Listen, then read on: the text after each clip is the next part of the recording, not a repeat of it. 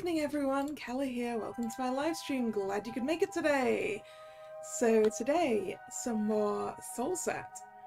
Last time we got one of Shira's bad ends and one of Marco's bad ends. As it turns out, in order to get Marco's true end, we need a bunch more clues.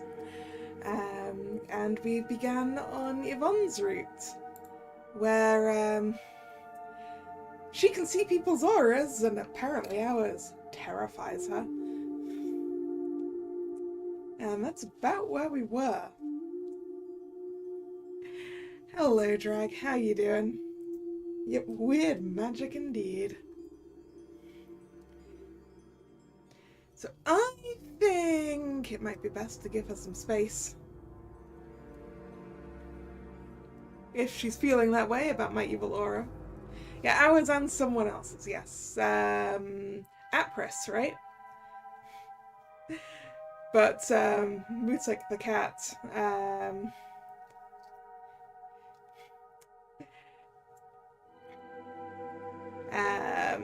thinks that Apris is not quite as bad.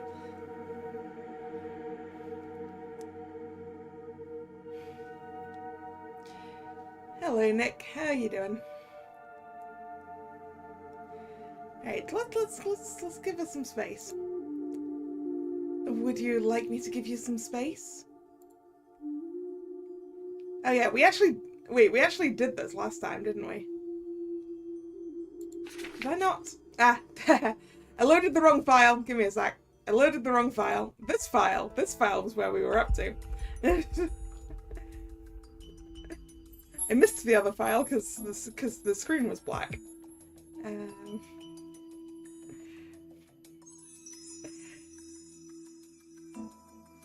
Right? Yep. A little bit tired, but what else is new? Exactly, that is a mood. That is a mood. I'd like to fall asleep before 1 AM at some point this week. That would be great.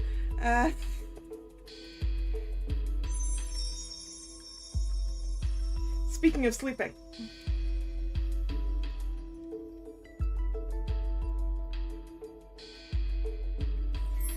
Snoring noises. Dear gods. Yvonne?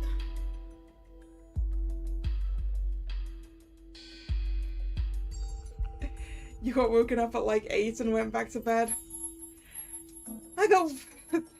I woke up for some reason at 6 and went back to bed. Because 6 is not a time you want to be waking up when you didn't get to sleep till like 1.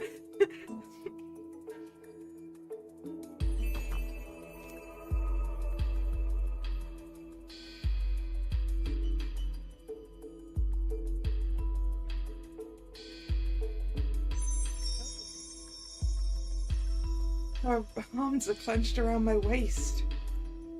When and how did this happen?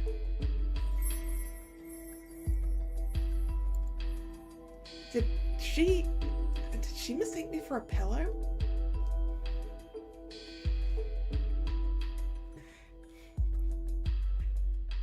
Yeah, Nick, my alarm doesn't go off till after you're at work.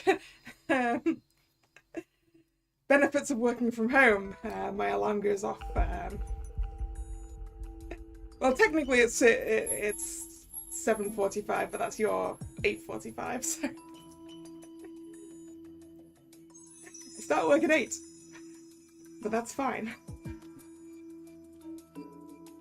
I don't have to be fully alive before I start work. Not when I don't have to leave my house.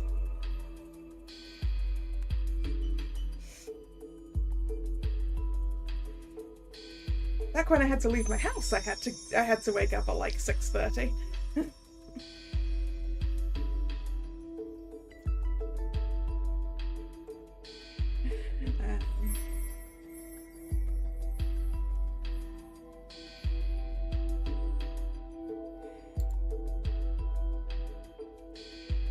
I can't decide whether this feels nice or uncomfortable. Either way, I would like to get up. Yvonne, I need you to... Damn, girl, when did you become so strong? Relax, it takes a while. You should really stop scaring people like that. The more you struggle, the tighter she holds on. This sounds like the voice of experience. Is that how it works? Yvonne, I need you to wake up. Yvonne!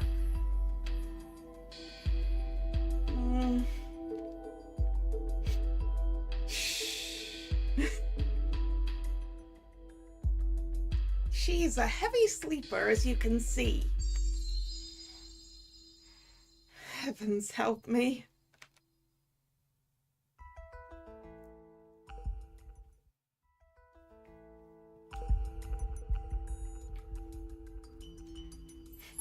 I wish I could eat such a tasty breakfast every single day. You know, your one-track mind personality fascinates me somewhat, Apris. How does it fascinate you? You're so socially awkward it hurts, but you're good at the things you actually put your mind to. It's just cooking. But it still takes skill. Talking with you is like talking to a log, I swear.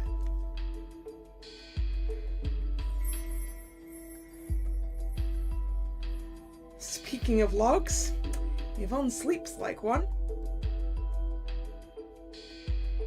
Good morning.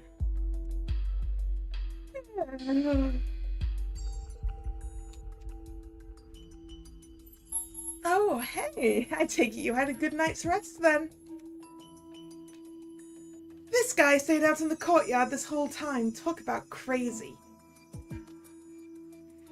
I had one huge bed all to myself though, so who am I to complain? Living the dream, man. Good morning. Hey, Shear. How did your night with Marco go?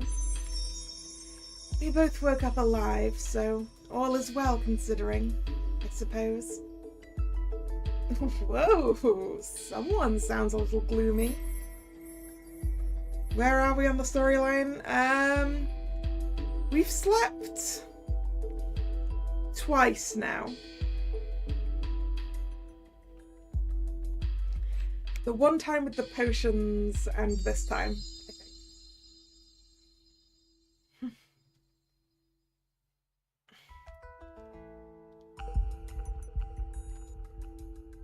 Are you disappointed with the lack of action? I do hope you're joking. Hey, you're the one who wanted to pair up with him. I didn't do it so I could get into his pants, thank you. Yeah, it's a pity, but she's just coming up with all the evil ways she could kill me instead. And of course you had to eavesdrop everything. Take it that was supposed to be a joke. Are you sure I don't have any chances with you, Shear? Shut up and stop flirting with me. Your attitude is annoying. I'm hurt. Just what kind of game are you two playing? The entertaining kind? What's for breakfast? I'm starving. Me too, me too.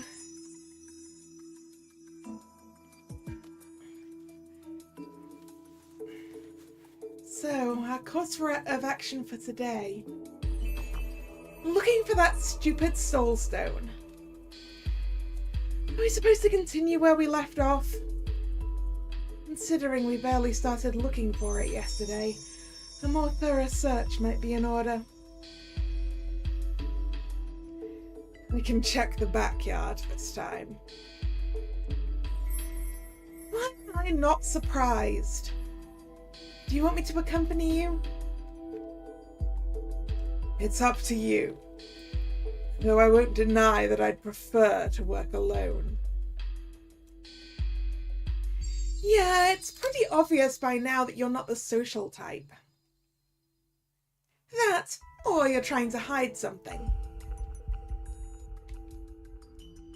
Well, if you'd rather be left alone, I'll leave you alone. I'd appreciate it. So, you won't mind if I stick with Shearer again, will you? Be my guest. I think I'll head down to the basement again. I can head back to the library with Yvonne.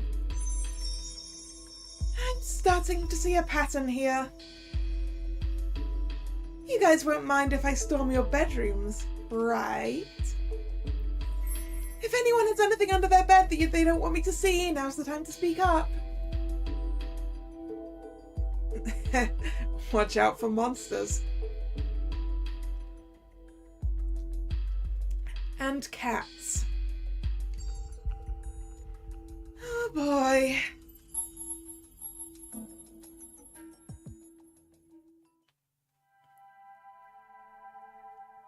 Yvonne? Yes? Are you finally awake? I am. Sorry for causing trouble. No harm done. I wanted to ask you, does Marco unsettle you even now? Yes, he does. Oh, was it Marco, not Avarice? No, because Lord Mutik did say something about Avarice's aura. I guess it's all of them. There's just something about his presence. Alright then, I just wanted to make sure. He just seems so inconspicuous. I guess looks can be deceiving. We shouldn't let our guard down.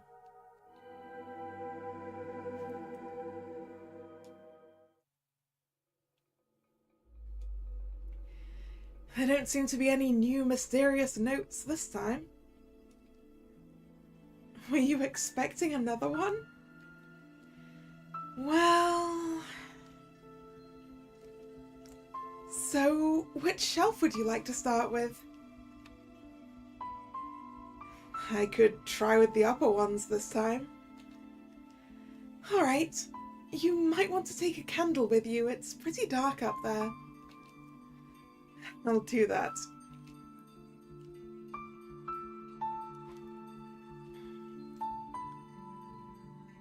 "50 Shades of Magic." Judging by the description, I think this is something Shira might enjoy reading.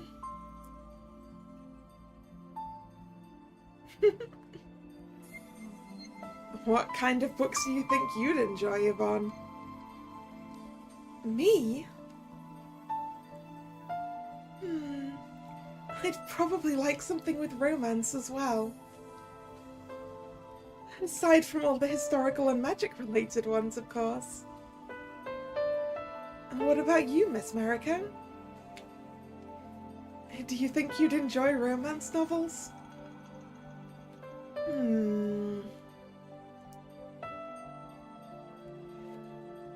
Romance? Oh, why not?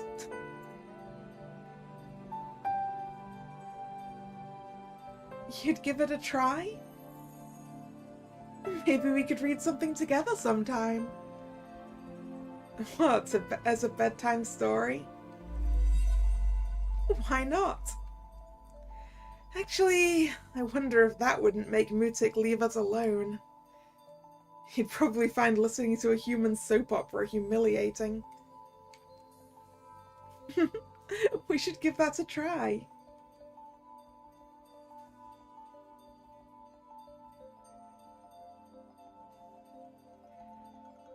Rocks and dust as far as the eye can see. And by the last shelf, there's nothing here. No luck on my side either. To be honest, I'm getting a little hungry. It's been a couple of hours. This is getting us nowhere. I was about to ask if you two had any better luck than I did. Nothing on your side either? Nope.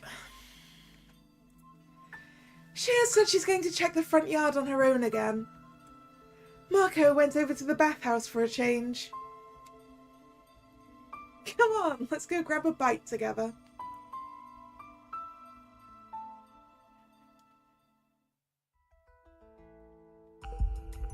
Is Apris still out in the backyard? Yeah, he's still there. Probably trying to break that stupid bubble with mean stares. But where should we look next? We've looked everywhere at this point, haven't we?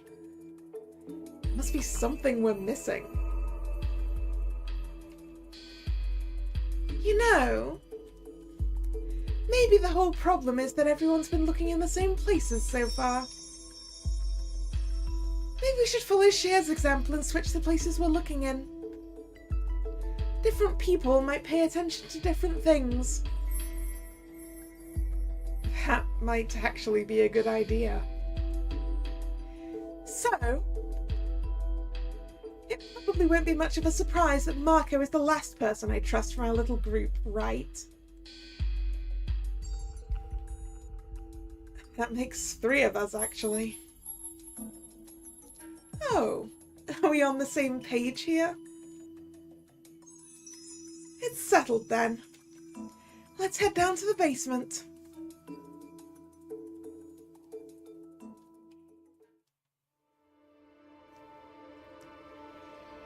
I'm really tempted to see if any of this wine is still drinkable. You should, Shira, you should. That's where the stone is. Considering this basement looks to be more of an alchemy lab than anything, who knows if that's still wine? Point taken. I'll check the shelves. I could look over the tables. I guess that leaves me with the barrels and vases.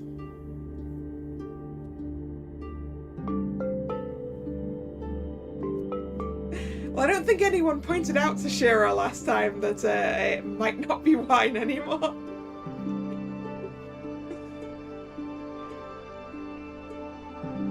Well, there's some kind of stone here, but it looks pretty normal. And since it's so out in the open, I doubt Marco didn't notice this already. Yes, perhaps it's just an ingredient for something else. Hey! Hey, there's something hidden here. Huh? Hidden? You mean it's another illusion? Yeah. It's not a hidden passage like upstairs, though. It's a wardrobe of some sort? See what I mean? Marco needed to totally miss this.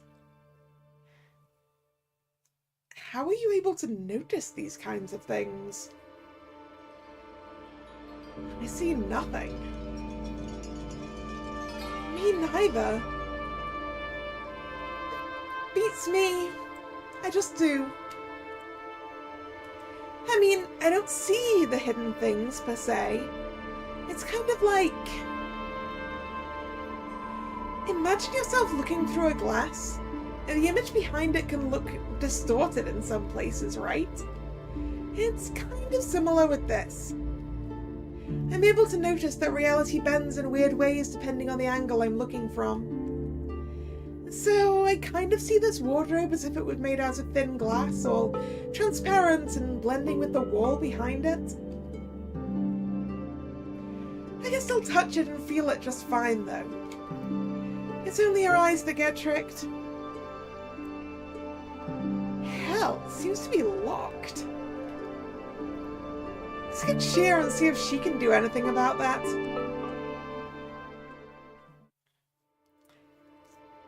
Is this where the demon is? A wardrobe? Yeah, it's hidden behind an illusion spell, just like the wall upstairs. You still have my corset wire with you, right? I do, yes. Okay then, here. Let me guide you with this. Are you sure we should be opening this, though? Why shouldn't we? What if the goddamn stone is in there? I suppose there's always the chance. Yeah, I was going with the one that attacked Marco that's clearly inside the house. It's got to be somewhere, right? Unless it somehow made it inside the barrier.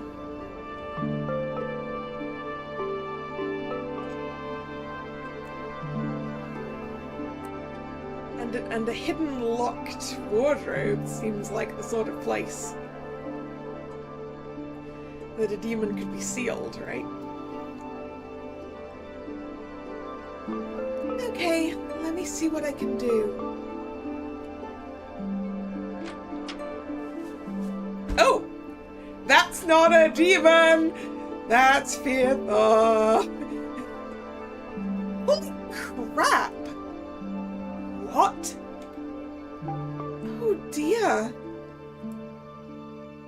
Is that a corpse? Am I holding a dead person in my arms right now? I'm scared to even look. Get it off! Is he dead? Shit, he's so pale, he's definitely dead. Let me check. Miss Shearer, don't move.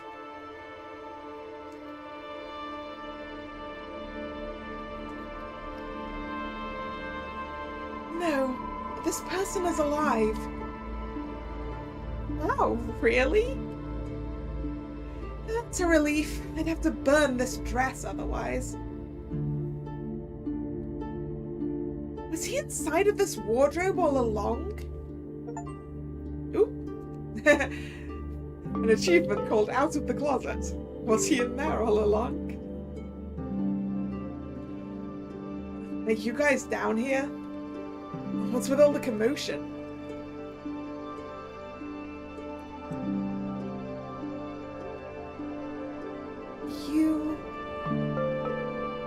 Great timing, Watson. We have a dead body here. Miss Shearer, this person is alive. Yeah, I just wanted to say that. It sounded cool in my head. Shearer found this wardrobe, and I opened it. Who would have thought that someone might be in there?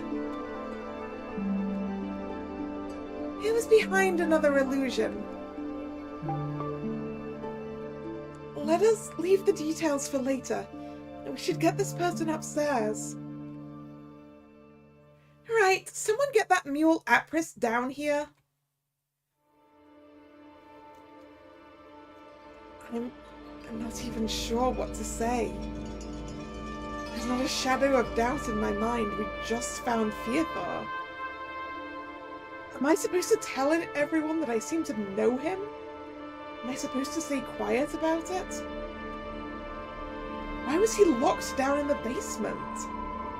Did someone put him in there? What does all of this mean? I should remain careful and wary.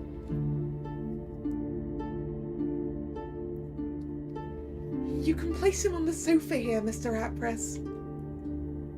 Oh, wait. Wouldn't it be better to put him on a proper bed? Ah, you're right. Yvonne, would you mind if we lent our bedroom for a while? Of course I don't mind. And let us carry him there.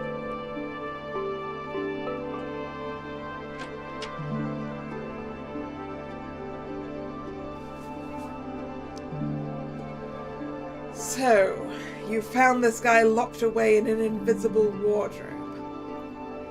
You think he's going to wake up? There doesn't seem to be anything wrong with him. He's just unconscious. So, hopefully...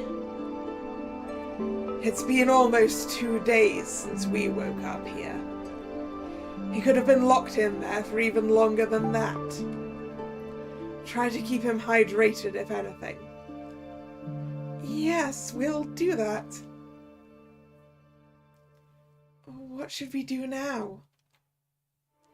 I think we can call it a day. We've looked where we could. I should come up with ideas what to do next. Marco, you really had no clue about this guy being down there? Really? If I knew, I would have helped him. That's what I did in regards to everyone I stumbled upon before, didn't I?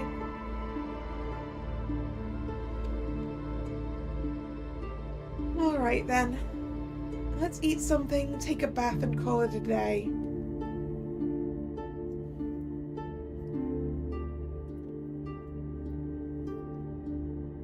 You can't hear me, can you? I really wish you'd wake up, Theodore. Maybe you'd have some answers for us.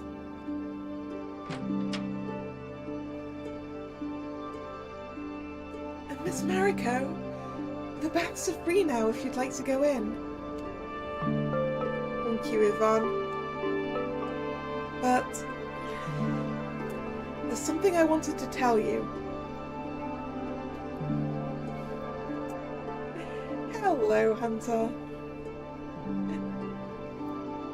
I hope that headache gets better for you.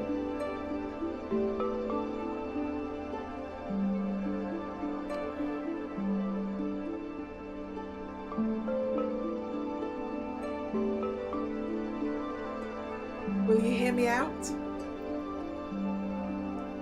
Of course. What is it? Has something been bothering you?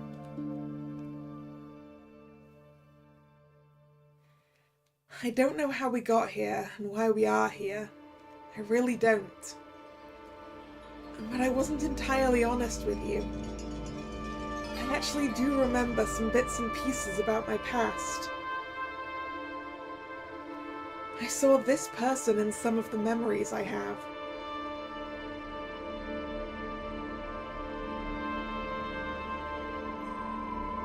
Is this person Mr. Theodore then? You know him? I think you've mentioned him to me sometime before. I mentioned him to you? When? Before we got here. Oh? To be honest, there's also something I remembered. It's all vague and hardly makes any sense, but I wasn't sure how to bring it up before. Alright, go on. I don't know what we were doing, nor when it happened exactly. But I have this memory. I believe we were riding on a train, sitting next to each other. We were on our way to somewhere. You remembered something like that? Yes. So it's very possible that we knew each other before we ended up here. That's actually somewhat reassuring. Can you remember any details? Is that when I mentioned Theodore to you? I believe you told me that you two travelled together a while back. But that's all I seem to remember. Huh. So, did he stay with me after that whole ordeal? Ordeal? Should I tell Yvonne what I remember? Would that be a good move? It would be easier if I knew whether to consider Theodore an enemy or an ally. I still have no idea which one he is to me. I can't shake off the feeling that Yvonne is still hiding things from me, though. Can I really trust her? What if she's the one who locked up Theodore in the basement? Anything could have happened before all of us woke up. This seems like a place to make a save. Let's trust her for now. I want to tell her what I remember.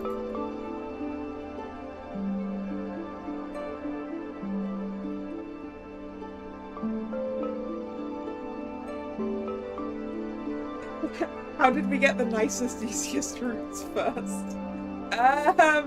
Luck? Good instincts? One of those things?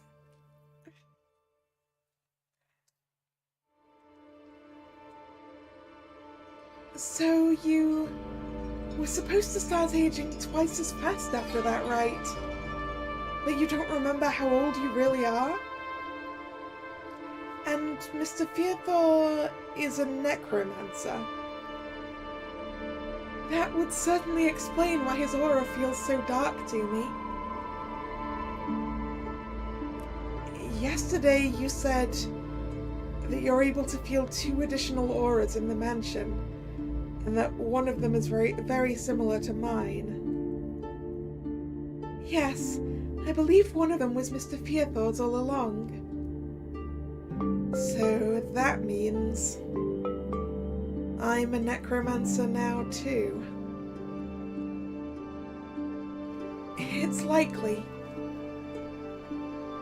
Miss Mariko, necromancy is a very bad kind of magic to get into. It intervenes with a lot of principles that make our world work the way it does. I'm not sure if you're aware, but it's been forbidden to use it. I know. I found a book referring to that at the library. However, from what you're saying, you were but a child when you met Mr. Theodore.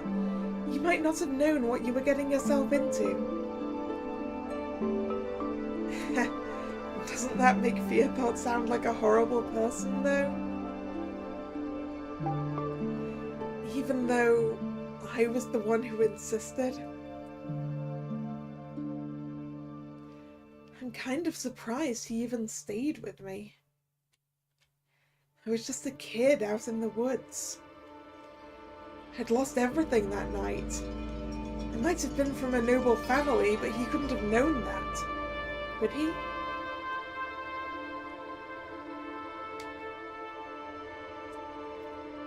I do hope all of this is less shady than it sounds. Miss Mariko. Well, life goes on. We're here now, and we have other things to worry about. I can't change my past. Debating on who was right or wrong won't get us anywhere anytime soon. I suppose you're right.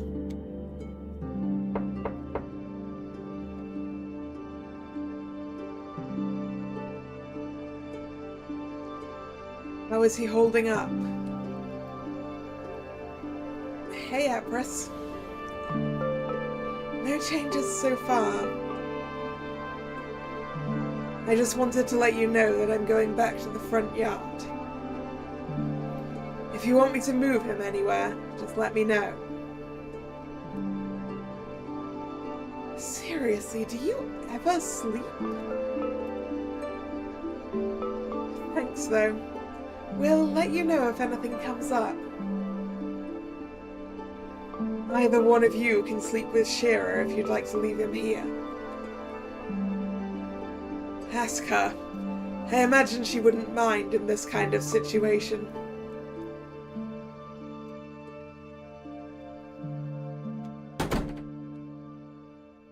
Miss Mariko, I believe I know what you're thinking about right now. Even if you don't remember who Mr. Fearthor is to you, it's possible he is someone important. If you'd like to stay by his side, I'll completely understand. Please, don't think that you're obligated to stay with me under the current circumstances. We don't remember much of anything from our pasts, so it's normal that these kinds of things happen.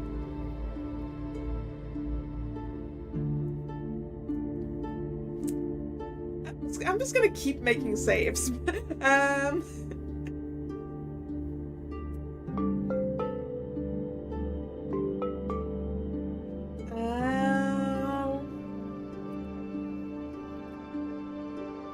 That's really considerate of you, Yvonne. Thank you. You don't have to thank me for that, Miss Mariko. I simply think it's not my place to meddle between you and someone who might be important to you. Yeah, sorry, Yvonne. You might be important to me as well, you know. Just because I remember something about Fearthor and nothing about you doesn't have to mean anything. Besides, you said you have memories of us from outside of the barrier. Still, it's more likely that Mr. Fearthor means to you more than I do, isn't it? So, if you're still hesitating about any of this, please don't. Yvonne clearly wants me to make a decision. Is this one of those moments where I should follow my heart? Or my instincts, for that matter? I have no guarantee that Fearthor will even wake up. What do I want to do? This is more the one I probably should have. For now, sorry Yvonne, but I need answers at the moment. So, because this is more likely to give me clues right now. I'm sorry, Yvonne. We'll come back to this. You're right. I'd like to stay by his side. See? That wasn't so hard. Thank you for being honest with me, and with yourself. Of course, I'll still be here the whole time. I'm not going anywhere. So don't hesitate to seek me out if you want my company, alright?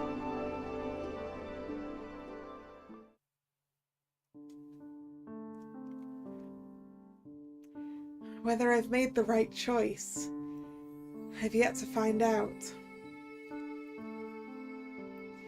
Just because I remember some random things about him doesn't mean he'll remember anything about me. And even then, I don't know how long he stayed with me back then. What if he never saw me grow up to become like this? Will he even recognize me?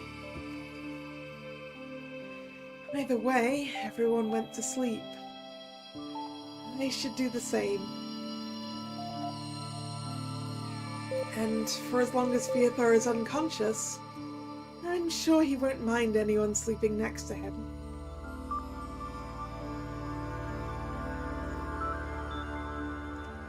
Well, he's not unconscious anymore!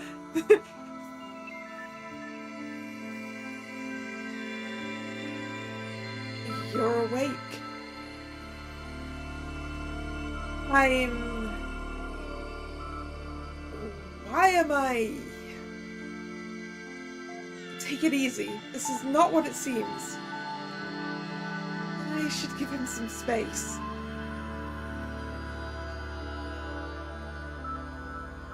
You're probably confused. Theodore, can you remember anything? Do you know who I am?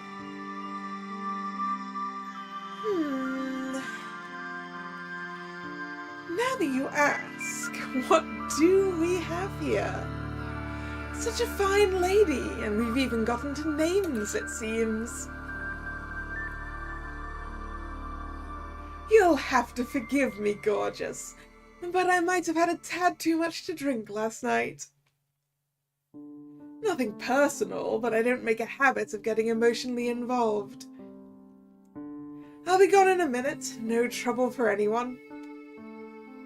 Theodore, what the hell? You're misunderstanding the situation. Now, there's no need to get so riled up. If you'd like another kiss, all you have to do is ask. Holy...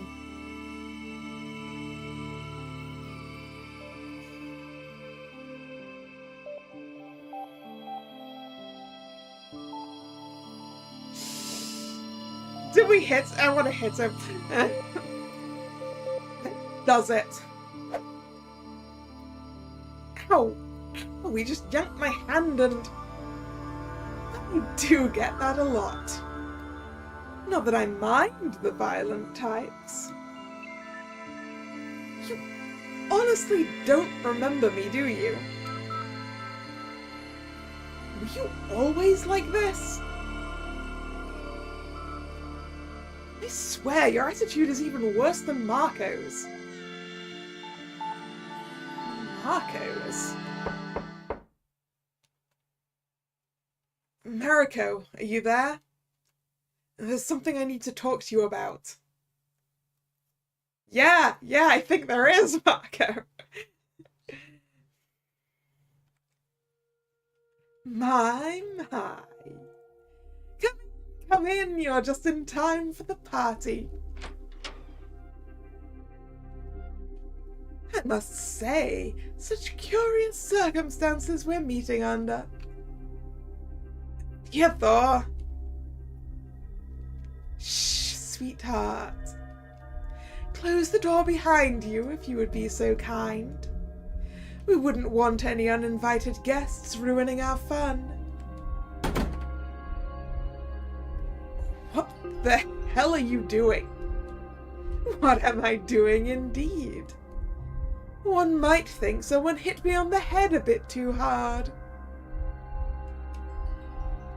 If you ask me, they didn't do it hard enough. Seriously though, what are you trying to pull? Is this supposed to convince me of something? We're about to find out. It's pop quiz time. Tell me, how have things been faring for you so far? Not hard and not frequent enough. Yeah, Theodore needs some bunks over the head, doesn't he?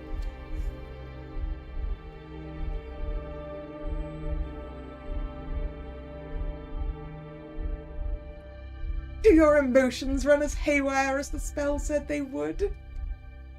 Did anyone make you reconsider your actions yet? Are you scared of all the things I won't hesitate to do to your friends just to get what I want? Sorry to disappoint you, but that's a triple no. Ah, if only we'd keep count of all the lies we've told. We don't need to make this difficult for one another, though. I'm about to offer a peaceful solution. But the choice is yours, of course. The book, or Mariko's life, brat. Wait.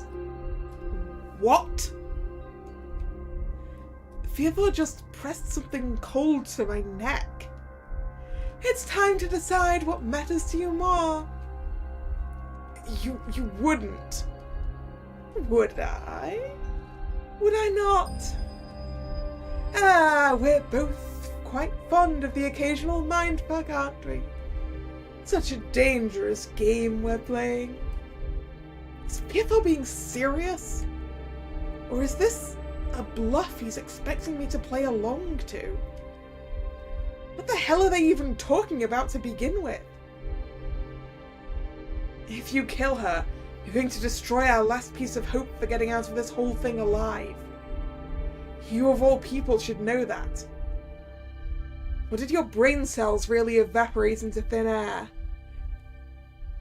You're well aware that's not entirely true. And unlike you, I have little time to spare. How nice of you to remind me. I can play cat and mouse all night long, you know. Killing people I hardly care about won't help you with anything. I'm so disappointed in you, Marco. How did your lying skills get so rusty? Well, I get the feeling I know why Marco's true end is locked. And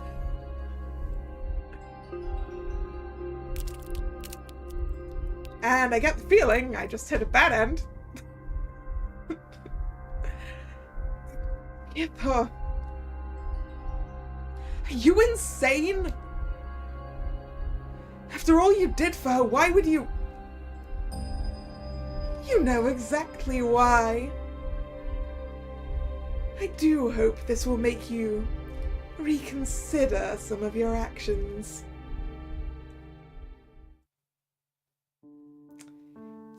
Yvonne, bad end A. Number of green clues needed to unlock Fearthought's route, 5. Number of green clues found in Yvonne's bad route, 1 out of 1. Number of green clues found overall, 1 out of 5. Number of red clues found in Yvonne's bad route, 1 out of 1.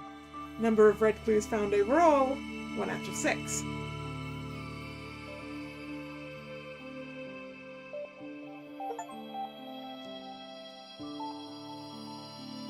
Okay, let's load that last save we made. I would, in fact, not like to be anywhere near Fearthought, thank you very much. I'd rather stay with you, Yvonne. I'm not saying I'm completely indifferent towards him. What are our clues looking like now? Good question.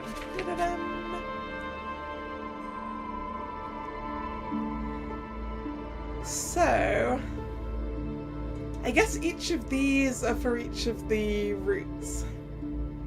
So basically for Yvonne, we have found the green and the red.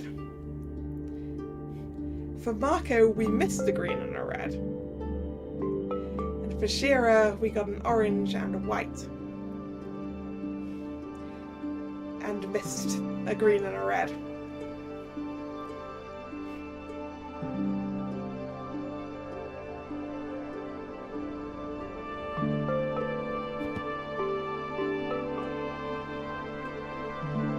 If anything, I'd like to find out how he's tied to my past.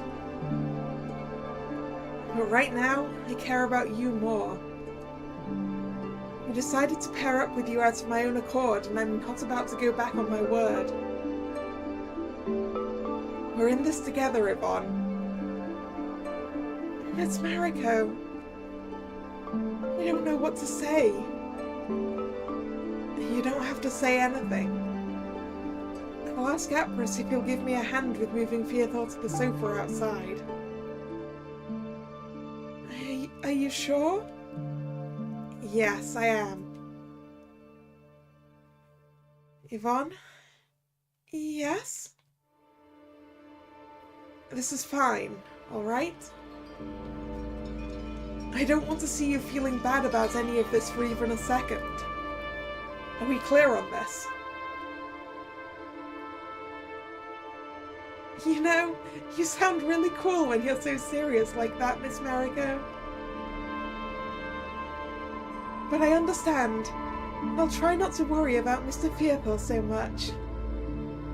Nothing bad is going to happen, whether he's sleeping here or anywhere else, right?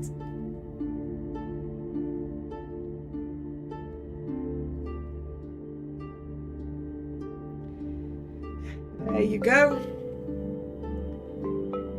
Thanks, Apris. We owe you one.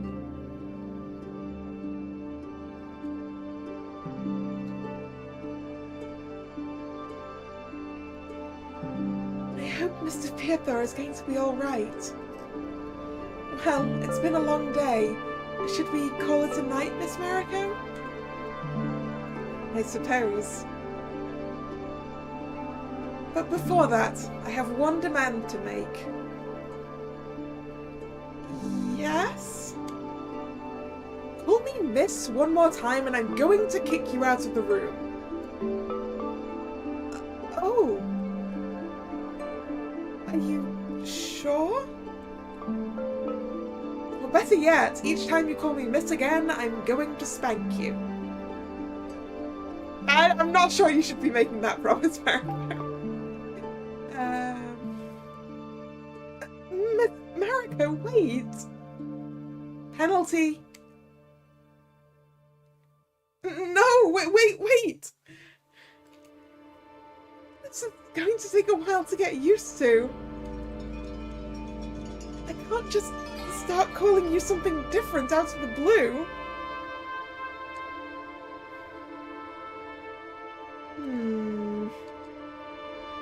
Alright, you'll be forgiven just this once. Thank you, Miss... Penalty.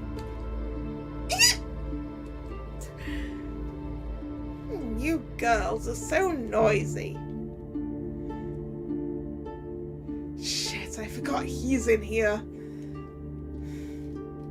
How embarrassing.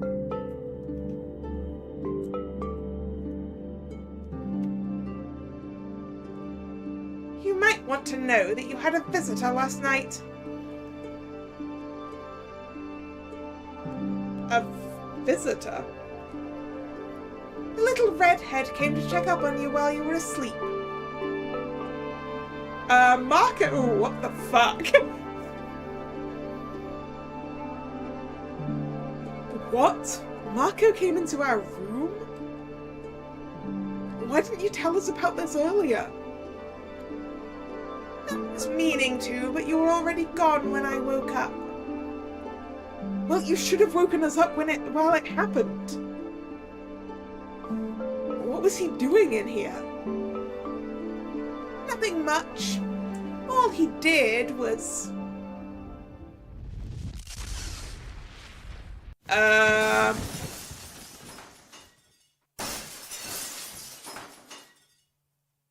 That sounded like an explosion. And several windows breaking. Holy crap. What? Was that an explosion? What the bloody hell was that?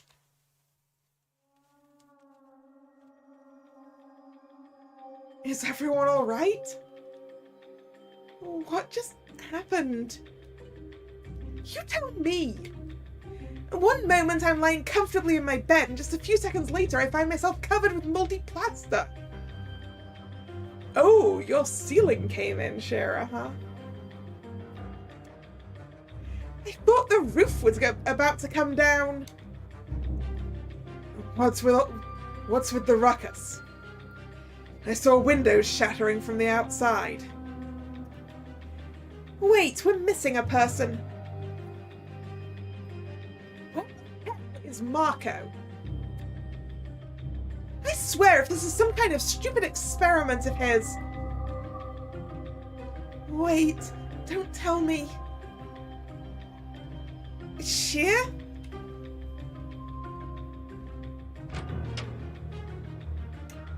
The explosion came from our room.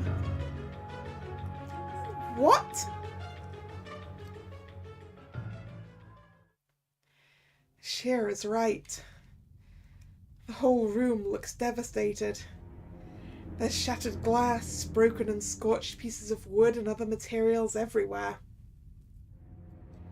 And among the whole carnage... Oh, gods, is that blood on the walls? It would appear that Marco may have exploded. Which isn't good. I don't understand. Why would this happen? Wait, don't tell me. Did the kid get caught up in the explosion? And Mr. Marco was...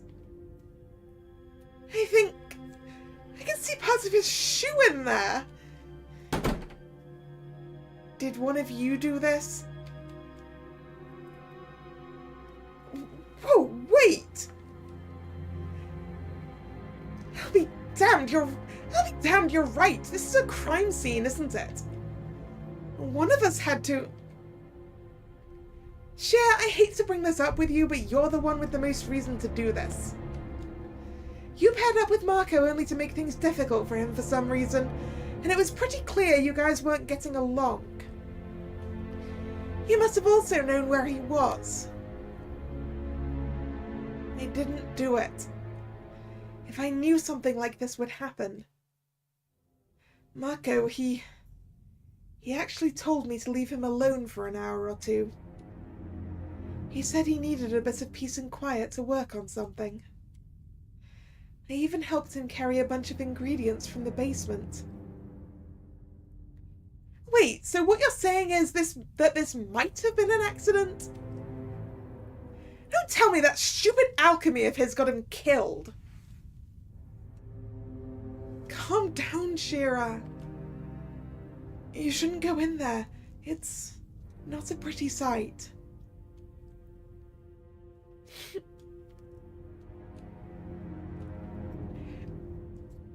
Miss Shear.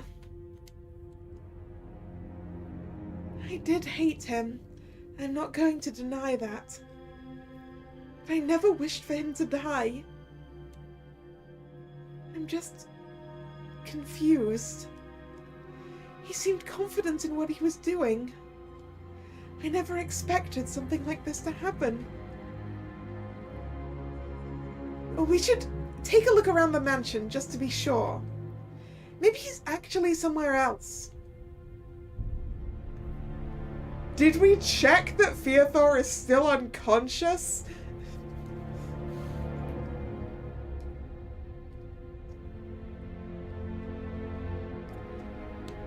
Sadly, that doesn't seem to be the case.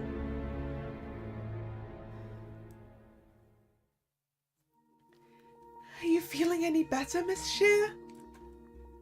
Yes. Thank you. Wow, Yvonne, this tea really is soothing. How did you know these were the right herbs? Did you dabble in herbology? You seem to be familiar with this kind of thing. To be honest, I actually remembered that I ran a spice store somewhere. Spice store? What kind of herbs are we talking here? All kinds, Miss Shearer. Oh boy, even the kind after which you fall asleep only to never wake up again? Well, that's pretty cool. Once we get out of here, I'm paying you a visit. I would love that. Mr. Apris, your tea is going to get cold. I'll have to pass on it.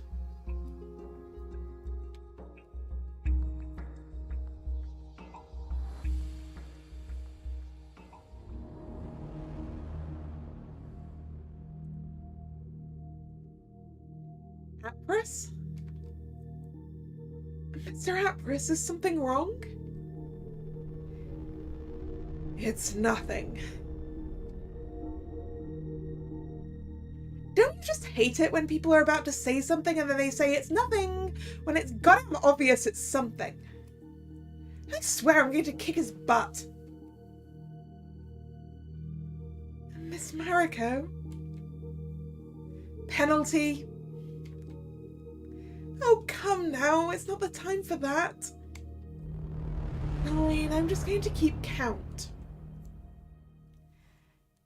There's something I wanted to tell you. Should I give you guys some space? No, it's fine. I don't mind you listening to this, Miss Shear. Alright then, what is it? I've managed to figure out what felt so out of place to me back at the time when we discussed where everybody first woke up. Something felt out of place to you?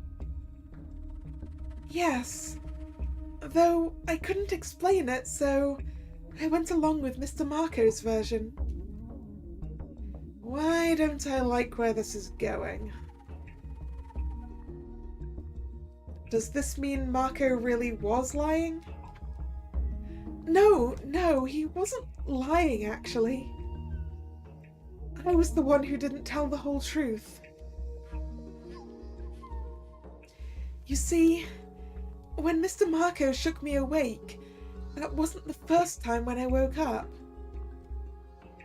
I actually woke up before that. And Mr. Fearthor was the one I stumbled upon at the time. It's still all kind of a blur, but now that we found him, I have no doubts. It was him. He asked me what my name was, and then if I knew where Mariko was. I told him that I didn't know any person by that name, and that I didn't remember how I got here. After that, I think he put me back to sleep. He put you back to sleep? So he was here with us from the very beginning. Meaning that someone must have locked him inside of that wardrobe. Highly likely Marco, right? Given that they appear to have some degree of history.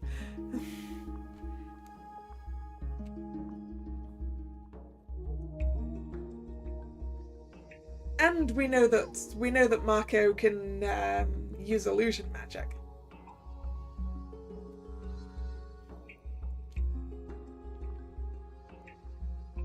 What are the chances that Marco did it?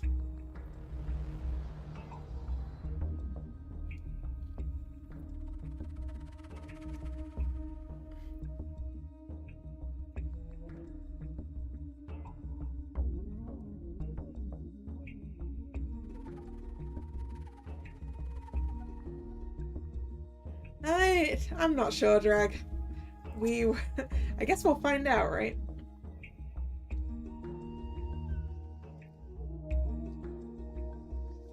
Pretty high, if you ask me. Any particular reason why you say that? Call it a hunch. Well, what happened, happened. There's not much we can do about it anymore. Cheer up, you two. Especially you, Yvonne. Being so gloomy doesn't suit you. Miss Mariko. Penalty. Oh no. You guys. Back already? Was Apris too stubborn to reason with? Screw Apris. Come over to the backyard. There's something you need to see. It's time to see the person with the demon? Yep, there we go. Huh? This person wasn't there before, were they? I would have noticed them if they were. That chick doesn't look very happy, does she? It's like she wants to murder all of us or something. Oh wait, the sword she's holding, are those bloodstains? Wait, is this... We can skip this because this is the thing that we have seen before. Da, da, da, da, da. There we go. Now I'm going to be suspicious of 3 other people. Oh, wait. Nope. Nope. We can skip again. Doo-doo. Did you notice this person's eyes?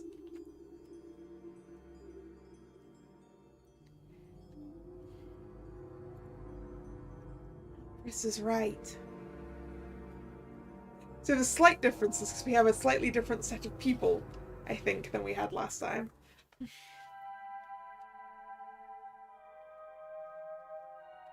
person out there is possessed by a demon.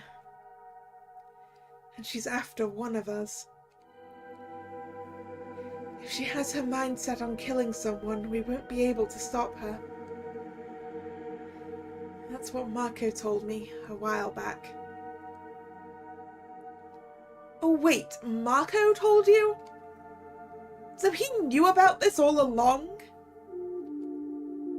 It was another one of those things he said that he didn't want you to worry about. Why would Marco tell you about it of all people then? I swear, that asshole! So, once the barrier dissolves, one of us is going to die. And Shia knows who that someone is? Yes, she does. Da-da-da. That we do. I don't want anybody in here to share Marco's fate.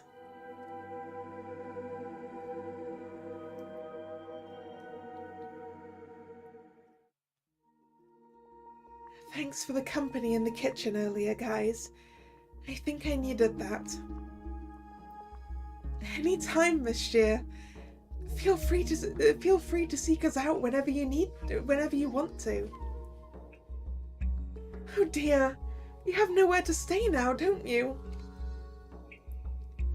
I'll ask Shearer if she wouldn't mind me staying with her for the night, so don't worry about it. It feels a little creepy to be staying next to a room where someone just died, but... Take care of yourselves, you two. Likewise, Shear. Thank you for this. We'll be in our room. Come to us if anything's wrong. I'll do that. Thanks.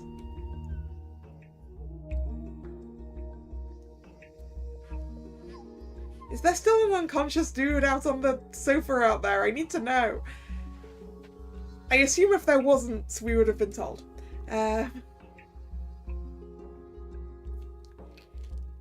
Yvonne?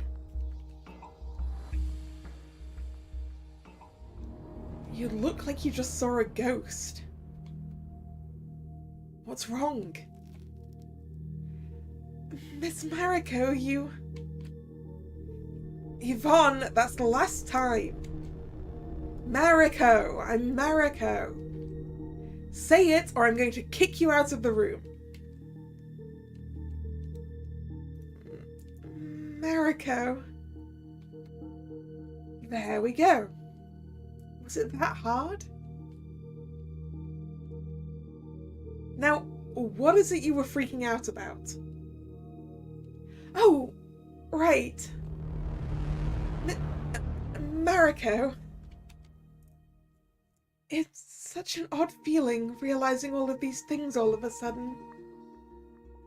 I just managed to figure out who that second hidden aura belonged to. You did? Who is it?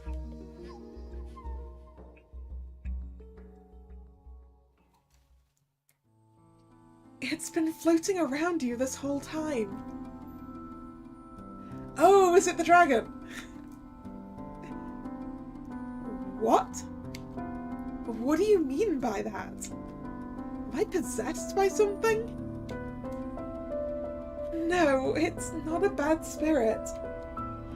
This aura feels kind and sort of ancient almost. ancient. Wait. Could it be Ishin? Ishin? Oh, you mean that dragon companion of yours that Mr. Theodore tied to your soul? That is certainly a possibility. Wait, so all this time? Mr. Ishin, are you there? Hello, hello! If you can hear us, please give us a sign.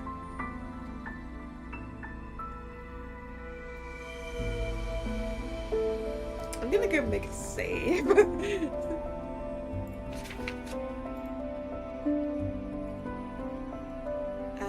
Hello? Oh, wait, shit! That was Ishin.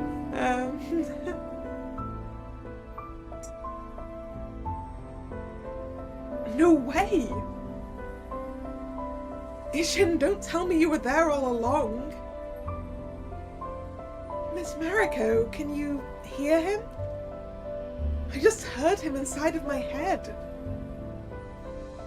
Oh, so you must be sharing your thoughts.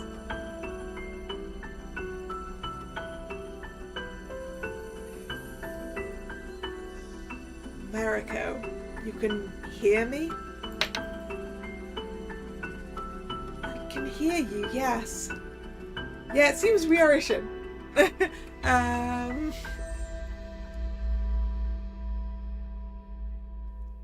can't believe this. Ishin, quick, think of something. Boy, those are some options. Boy, are those some options. Let's go with the most appropriate one right now. Yvonne is totally cute. I just thought of... Hey! Well, it seems we both agree on that one. Or maybe that was Mariko's thoughts. I'm not sure. I'm not sure whose thoughts are whose now.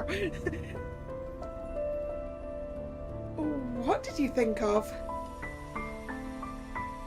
We both thought of the exact same thing. So our consciousnesses are tied together somehow. Ishin, why didn't you answer me the first time I asked you if you're there?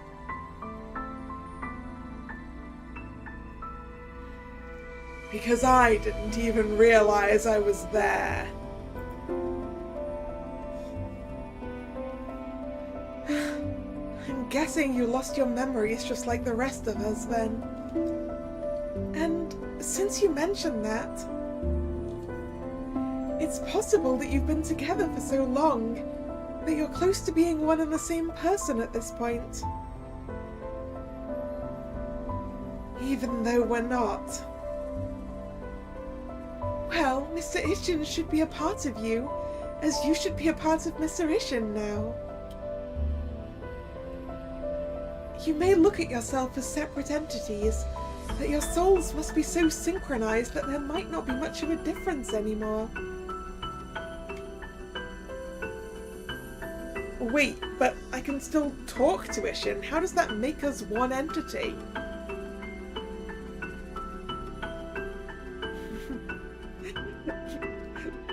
Oh no, yet another one to go. Does Ishin being here count for the barrier?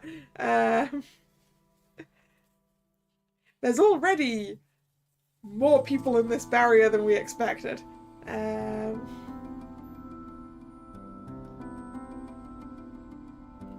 Well, that is true, but how can you be sure that it's Mr. Ishin's soul that's inside of your body, and it's not you inside of his? Because Mariko is not currently a massive dragon.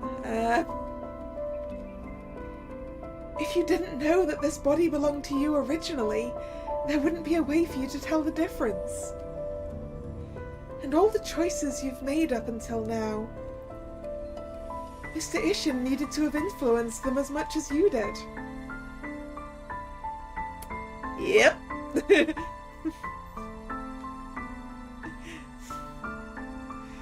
That is something we have definitely learned. So, what you're saying... It's a bit complicated, isn't it? I'm sorry for confusing you. You seem to know a lot about this kind of stuff. Well, I love to learn about the arcane in general. I may not remember everything, but some of that wisdom still seems to be there.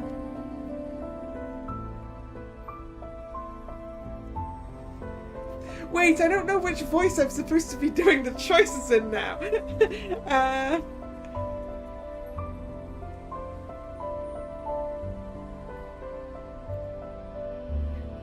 It's one of the things I like about you. Now I'm going to choose the choices and then see what comes up in the text box.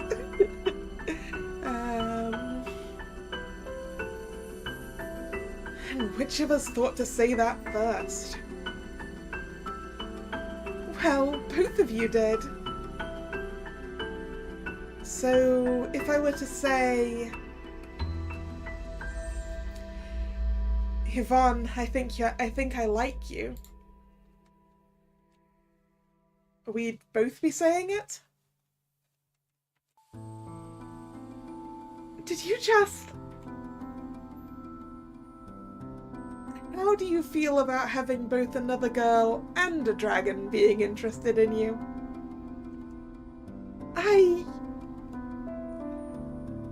Miss Mariko...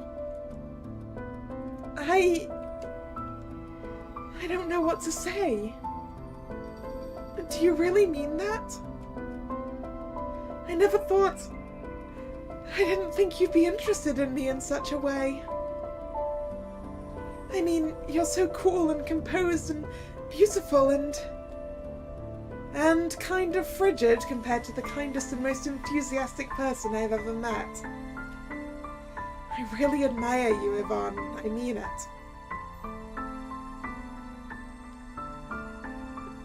How does one cope with something like this? I don't know what my emotions are doing. Seeing you so flustered is a joy. Miss Mariko, you just laughed. It's the first time I heard you laugh. That was so unexpected. Cute. Ah.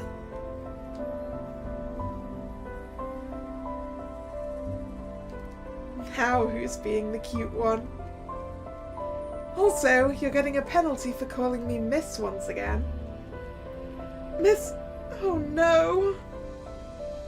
7 penalties. Well, this one makes it 8. I can't simply stop saying that all of a sudden. Excuses. Unless you're actually into that kind of thing. Are you doing this on purpose? I'm not! The collar on your neck is slowly starting to make all the more sense.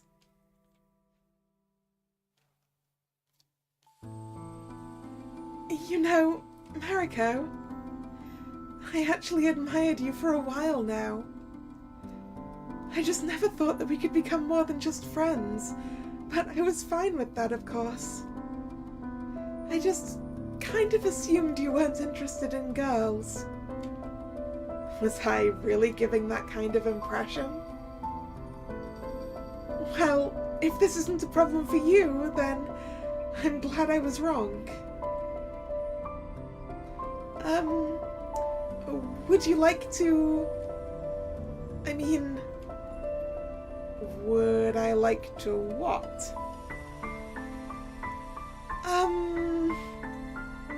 Are you trying to invite me to bed?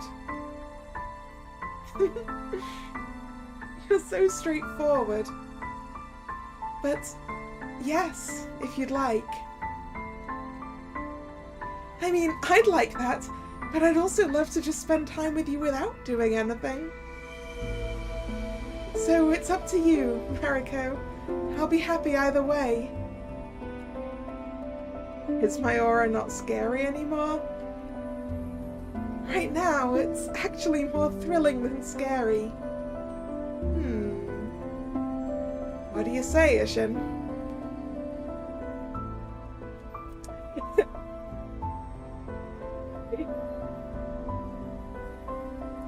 I would rather not voice that right now, thank you very much. I do know that skipping the steamier scene is not going to actually affect things.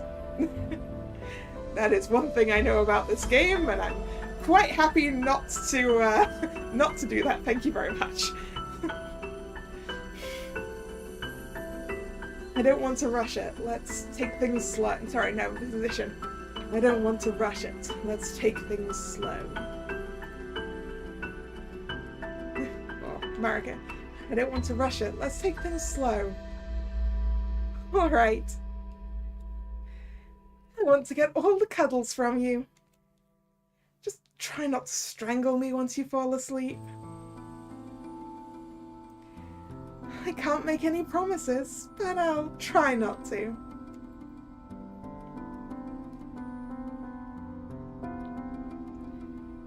So, am I the one hugging you right now, or is Ishin the one hugging you right now? This is so weird to think about.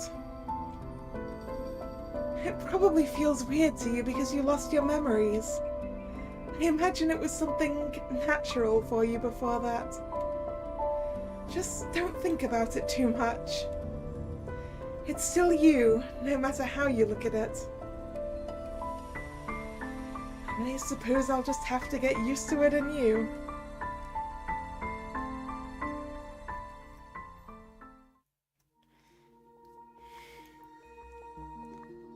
Yvonne? Good morning. Have you been awake long? Oh, I woke up a little while ago. Have you been watching me?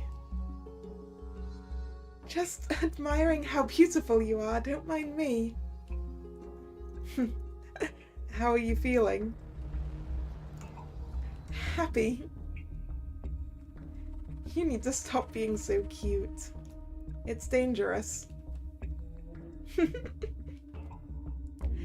May I have another kiss?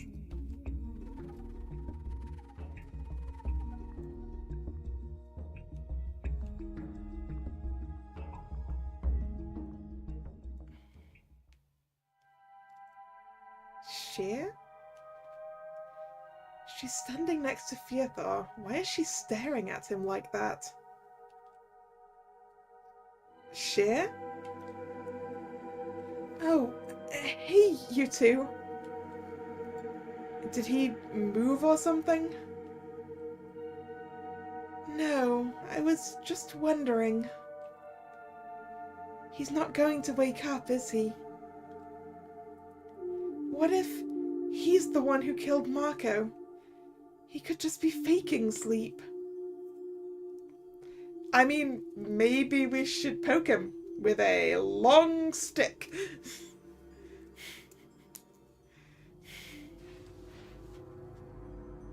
We can find that out pretty quickly.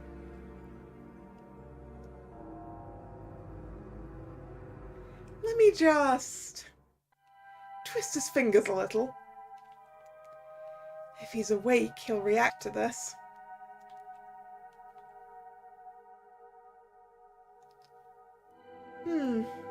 Guess he really is unconscious.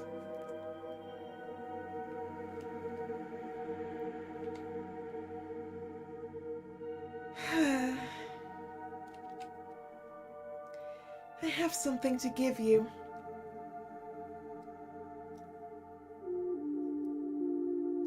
Oh! You found it! Wait, is that... It's the soul stone we've been looking for. Marco gave it to me before he told me to leave him alone. I'm not sure where he found it, but he said to give it to you when the time is right. Whatever that was supposed to mean. I think it's as good a time as any. To the library, then. I'll try to do some research about it.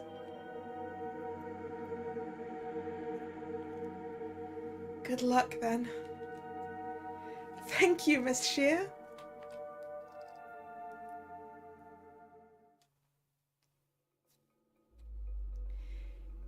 Did you tell them already? Empress, you unsufferable, bullheaded, humorless man. Get in here and tell her. If you don't, I'm going to do it. What's the commotion about? It's about Apris being too stubborn for his own good. This is embarrassing. Deal with it. What are you, 5? Says the one who's the least honest with her own feelings. Shut up! You don't know me! What is this about, Apris? None of you probably realized this. But I've been actually awake since we woke up here. Wait, you mean... I can't go to sleep, because something bad will happen once I do. What'll happen? It's been looming over me this whole time. Mr. Apris. However, I started to notice that I feel better about it at times. And back in the kitchen earlier, I finally figured out what the deal with that was. Is that why you've been acting so weird?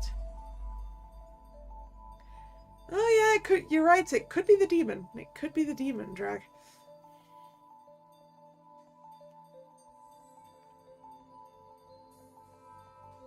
I seem to feel more at ease in Yvonne's presence. Huh? It's like her presence alone is making the thing inside of me weak to the point that it stops bothering me altogether. Really? Congratulations, Apris, you finally got that out of you. I don't want to be a bother to either of you, though, so... Mr. Apris, what are you saying? You're not being a bother to anyone. And if you ask me, being a bother still beats pushing yourself to your limits and killing us all because of that thing inside of you taking over. Killing us all. Miss Shearer is right. If you'd like to get some rest, I wouldn't mind going upstairs with you. I can take the books with me. Mariko, will you accompany us? Are you sure I won't be interrupting? Of course not. Come on, I want you with us.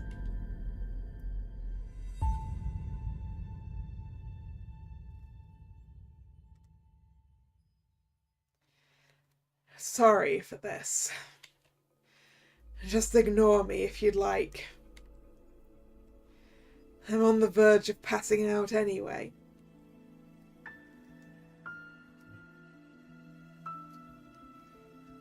My, did you hear that, Yvonne? Now I know he won't mind if we happen to share a small sensual moment or two. You never know. You can be such a horrible tease sometimes, Mariko. I'm still not used to calling you by your name alone. Well, you should really get used to it soon. My hand could use a little rest from dispensing all of those penalties. So shameless.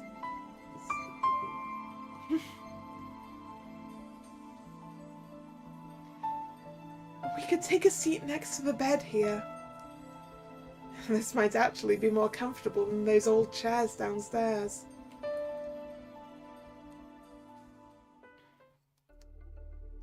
You know, I actually remembered more things about us in the meantime.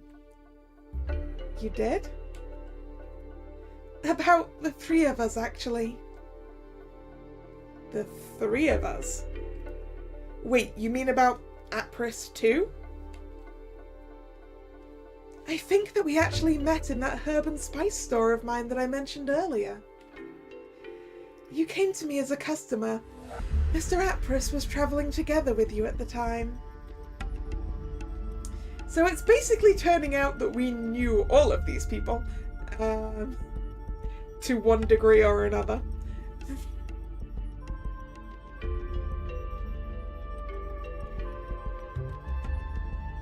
Huh?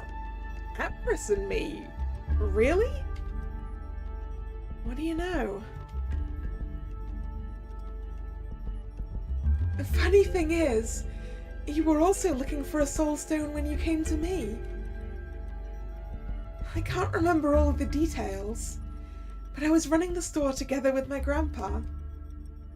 With your grandpa? Well, not my real grandfather, but he was a very kind person who took me in and raised me. I can't seem to remember anything about my parents. I see. My grandpa got very ill, though. That store was located up in the mountains where all kinds of herbs grew in abundance. I wanted to go look for a particular rare one that I thought might heal him. And I believe the two of you helped me out with that somehow. My grandpa got better, and in exchange for your kindness, I decided to leave the store in his care and travel together with you, since you were also looking for a solution to a problem of your own.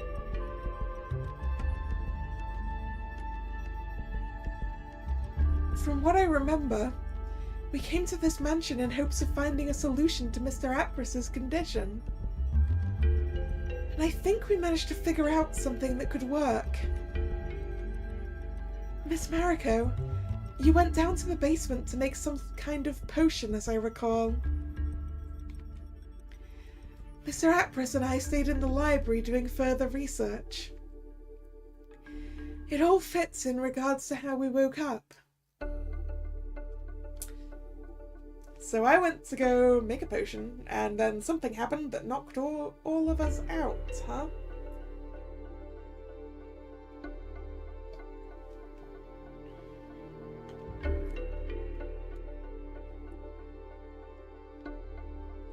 Yeah, I guess, yeah, why else would everyone be here if we didn't have links? That's true, yes. That's true.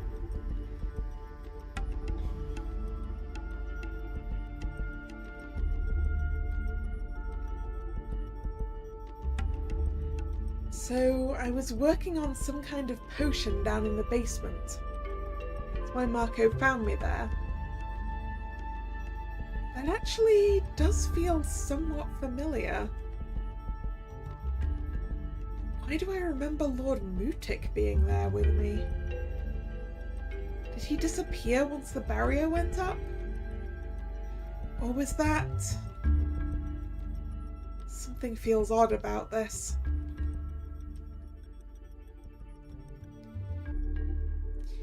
Yvonne, you should know how a soul stone works because you've researched it before. Is that so? Oh my! Yvonne, what's wrong? Mariko, would you mind calling Miss Shear over here? If you want some alone time with Apris. Are you being jealous? You really have a dirty mind.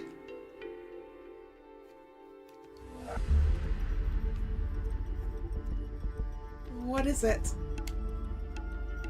Come, Miss Shear. Take a seat on the bed. What are you guys up to?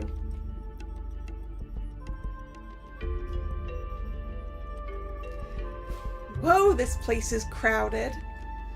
4 people and a cat. Is someone giving something away for free or what? Do I get to keep the cat? If you don't show me the respect I deserve one more single time, I'm going to blurt out your darkest secret.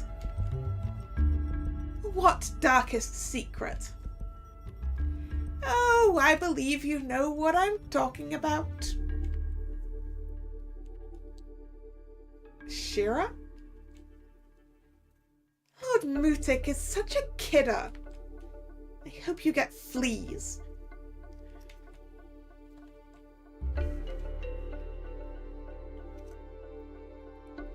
Now, hold still.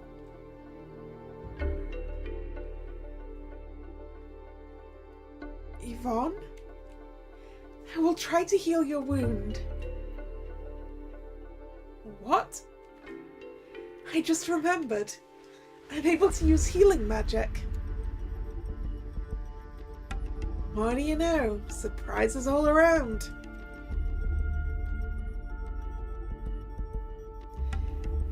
This is pretty amazing, though. Yvonne really is one of a kind.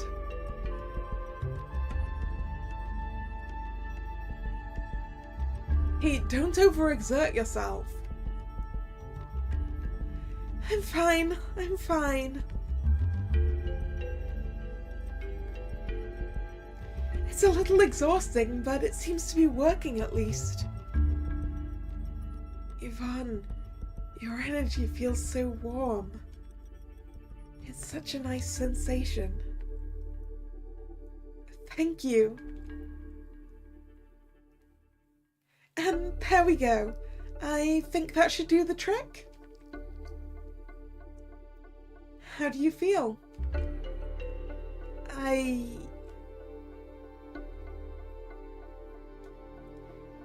Wow, I can't believe my own eyes. The wound is completely gone. And it doesn't hurt anymore either. Yvonne, what kind of a witch are you? The amazing kind. Thank you. Thank you.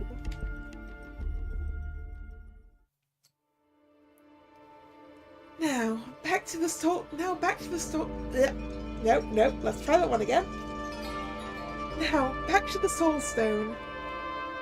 I believe I know how to make it work. You do? Mariko, you trust me, don't you? Isn't it obvious by now? Well then, trust me that it will work. I know how we can dissolve the barrier with the stone's help. All I will need is your cooperation. What about the demon waiting for us outside? If everything works the way it should, we might be strong enough to defeat it. It's basically the whole purpose of this stone, Mariko. If we manage to merge together, we should be unstoppable. If we manage to what?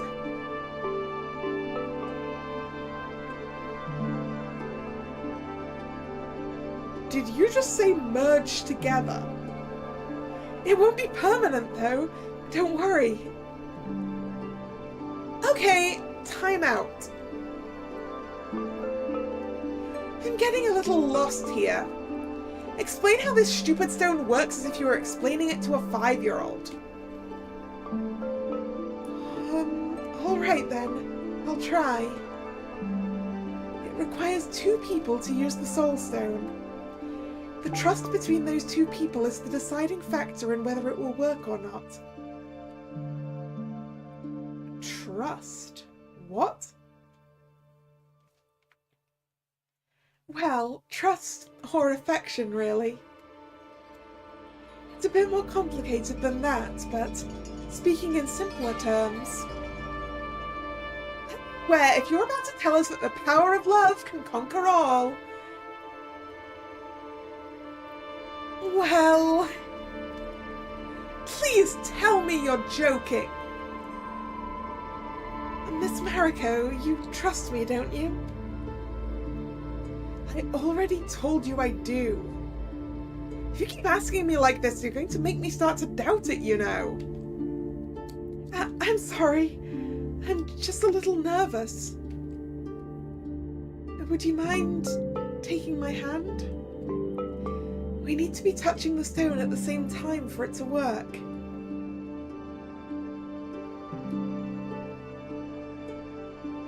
Like this?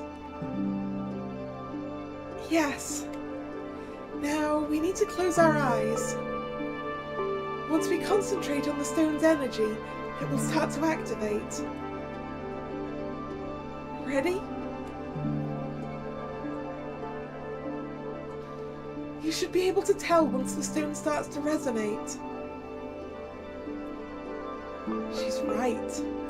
I can feel it pulsing. It's such an odd yet warm sensation. Now, whatever you do, don't open your eyes. Holy shit, you're actually doing this! You guys are practically glowing right now. We are? Yvonne, what now? Like I already mentioned, the stone is going to merge us into one entity. Or more like, one of our souls will leave one person's body and join the other person inside of theirs. Yeah, it's gonna get crowded in here. You mean, like, is this going to be something similar to what happened with Ishin and me? Who the hell is Ishin?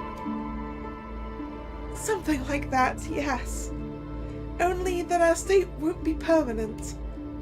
Hey, don't just ignore me! It's the trust that I mentioned earlier that will determine how long we're able to stay in such a state. Once the stone stops working, we'll return to the way we are now, the way we are right now. What kind of messed up witchcraft is this? Shh, Shira, adults are talking. Hey! Also, it's our affinity for one another that determines which one of us is going to become the vessel. The vessel. In simpler terms, well, it doesn't really matter. I'm pretty sure I'll be the one joining you in your body, Mariko. How are you so sure? Because I care about you very much.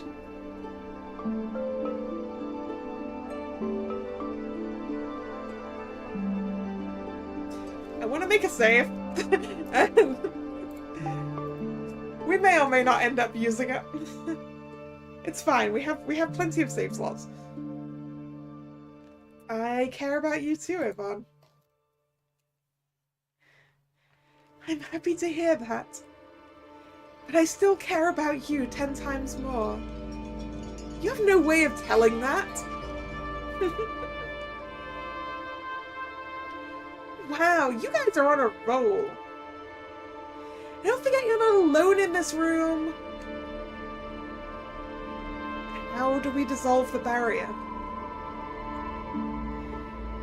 Once we activate the stone, it will release a great amount of energy. The barrier should shatter from that burst of energy alone. Just like that. Just like that. Alright then. Let's do this. And hope for the best.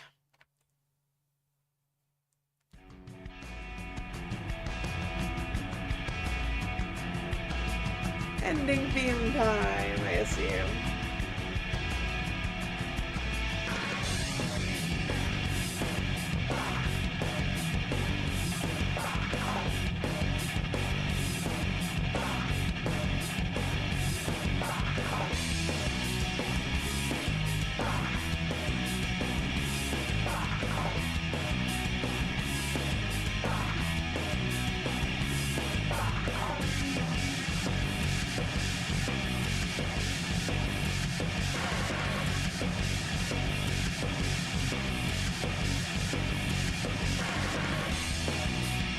Yeah, I assume in the end where we get the Soul Stone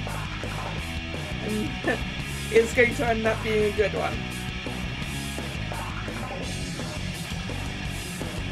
Basically meaning that we're on the good ending route as soon as we get the Soul Stone, I think.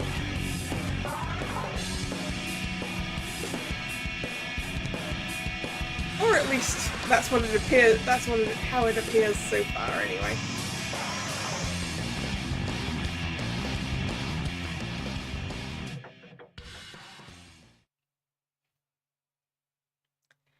I believe congratulations are in order.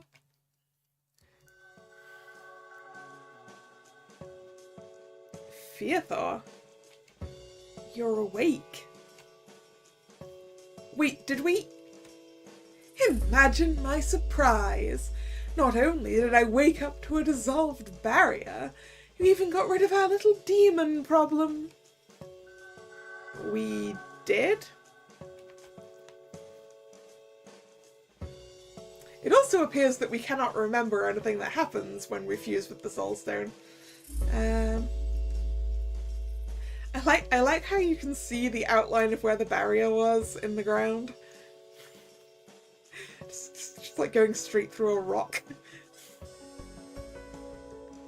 I can't remember anything. Holy shit, guys, that was scary. Scary? It's like something possessed you. Your eyes turned all weird, and then you... Spare them the details, Shearer. How the hell do you know my name, shady-looking stranger? Who do we have here? Long time no see, Silver. Did you miss me?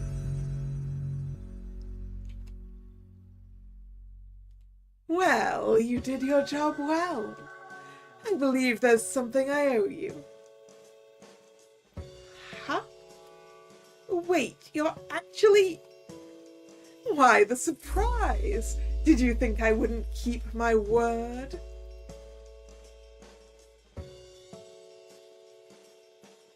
You two know each other? Oh, it was but a chance meeting. We're not that close yet. Hey, I remember now. You're that guy I mistook for a chick back in the tavern a while back. You never change, do you, Shearer? Hey, stop trying to sound so friendly with me. Just because Shear brought you home with her doesn't make me automatically trust you. It's actually the opposite. Shear never brought any shady guys home, so what the hell is the deal with you? What is the deal with me indeed? Oh, I just hate the cryptic ones. Wait, where's Yvonne? I'm here. Oh, good, are you alright? Yes, I'm fine. I can't seem to recall what happened, though. I woke up on the floor all of a sudden. Oh dear, the barrier really is gone. Yeah, and apparently we managed to defeat that demon. Why do I get the weird feeling like I'm missing something important? What about you, Mariko? Are you alright? There you are. Oh, Acris. I almost forgot. He was still asleep when we used the stone, wasn't he? Did you manage to get some rest? I did. And your talk earlier made me remember something too. I believe there's something you owe me, Mariko. Something I owe you? You promised to get that demon out of me, didn't you? Oh, right. So the things Yvonne remembered were actually true. Is Apris possessed? Why do I find it weird that Piethor doesn't seem to know about this? Yeah, that feels off. How do you know my name? Mariko just mentioned it, if you didn't notice. Either way, I hate to bring it to you, but I doubt Mariko will be of much use to you in her current amnesiac state. But it so happens that I also owe Mariko a favor. How about you let me be the one to help you with your little rat problem? I don't trust you. Good instincts, Apris. Good instincts. I've been her mentor. I taught her most of the things she knows. And considering she doesn't remember how to make use of any of that knowledge right now, she's pretty useless to you anyway. I didn't lose my memories, so I might be able to help you sooner. What guarantees do I have that you'll actually be willing to help me? What guarantee do you have Mariko will be able to help you? Think about it, at least. And if you have a hard time trusting me, remember, I'm not doing it for you, I'm doing it for her. Either way, whatever you decide, you'll still have to stick around for a while first. I need to refresh Mariko's memory regarding a certain spell which she won't be able to survive without on her own. I won't be leaving her side until that's done.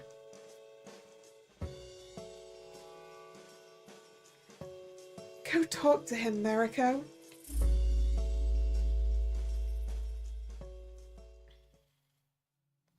Where is he going?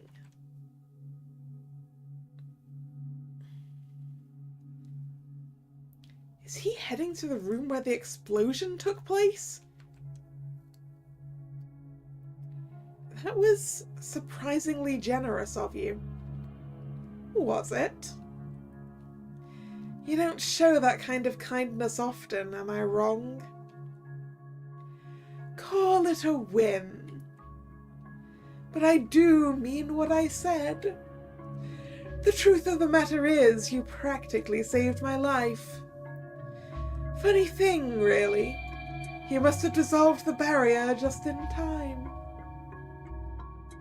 Just in time? Piethor, you said that you didn't lose your memories. Hmm? Could you tell me a bit about the things you remember? That depends on what you want to ask about. Were you really my mentor?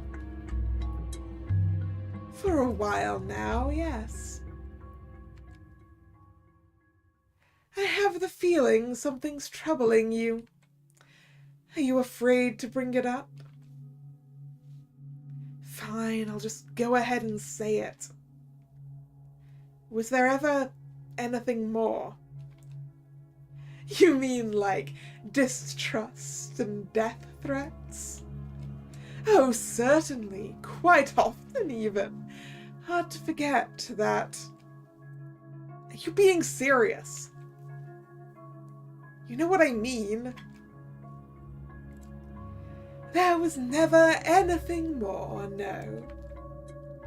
If that's what you're worried about while wanting to leave with Yvonne, then rest assured you have nothing to explain yourself of. Also, once you remember some things, keep in mind that we still have an additional potion that hasn't been used on anyone yet. Oh, what? If Yvonne turns out to be someone whose company you'd like to keep, then by all means it's your choice. Wait, is this some kind of longevity potion? how old are we? Just don't make that kind of decision until you've spent a couple of years with her at the very least. Emotions can cloud your better judgment, especially when they're fresh. I'll be sure to remember that. But I think you need to elaborate on the potion part. All in due time. This does give me a vague idea of what you probably have in mind, though. I've been wondering about it ever since we found that painting, honestly. Theothor, how old are we? Oh good, we get to ask that question. That's something I'll leave up to you to remember on your own. Damn it, Theothor, damn it. But we've been around a good while now.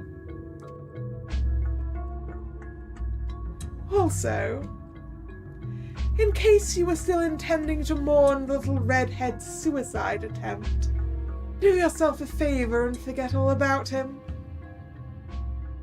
Did you just say suicide attempt?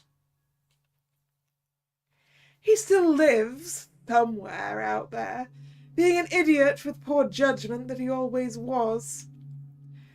We'll probably never get the chance to see him again, but nothing of value was lost.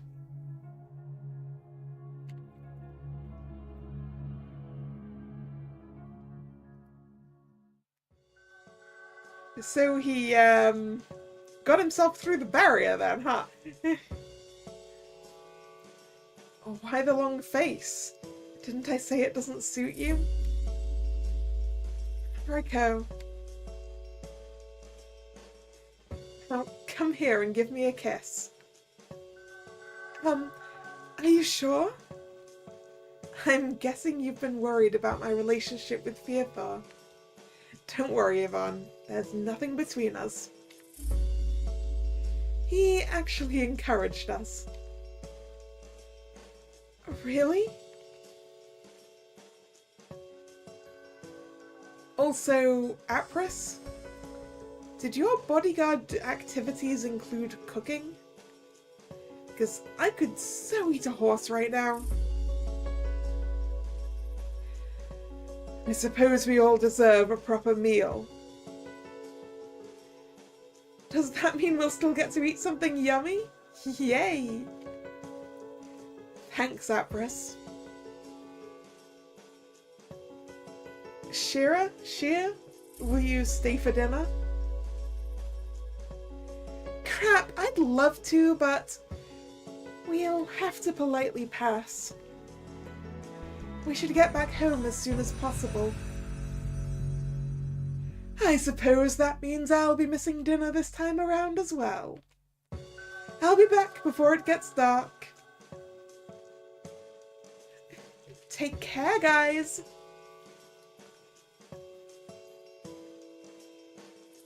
You know how it goes. Don't set the place on fire while I'm gone. It burned down once already. It's a pity they couldn't stay for dinner. I wonder if we'll get the chance to see each other again. Well, Theothor knows where those two live, apparently. We could go visit them sometime. It's also apparently not far away if Theothor's going back with them and then coming back here. Mr. Apris, your meals are so yummy. I second that.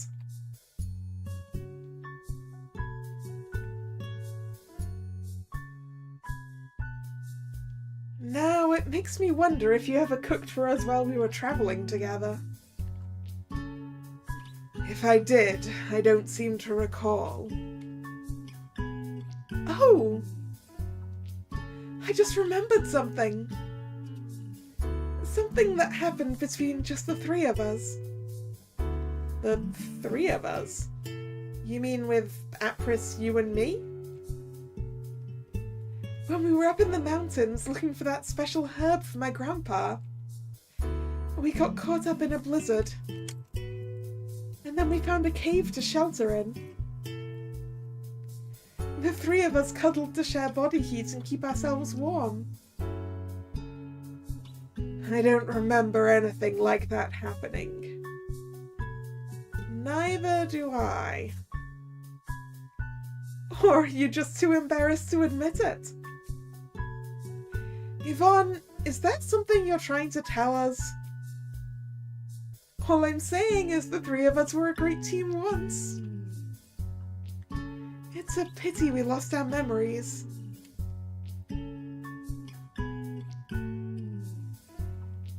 Well, we might still get our memories back, even if it doesn't happen right away. I mean, if you remembered things like this, it could also happen to us, right? That's true.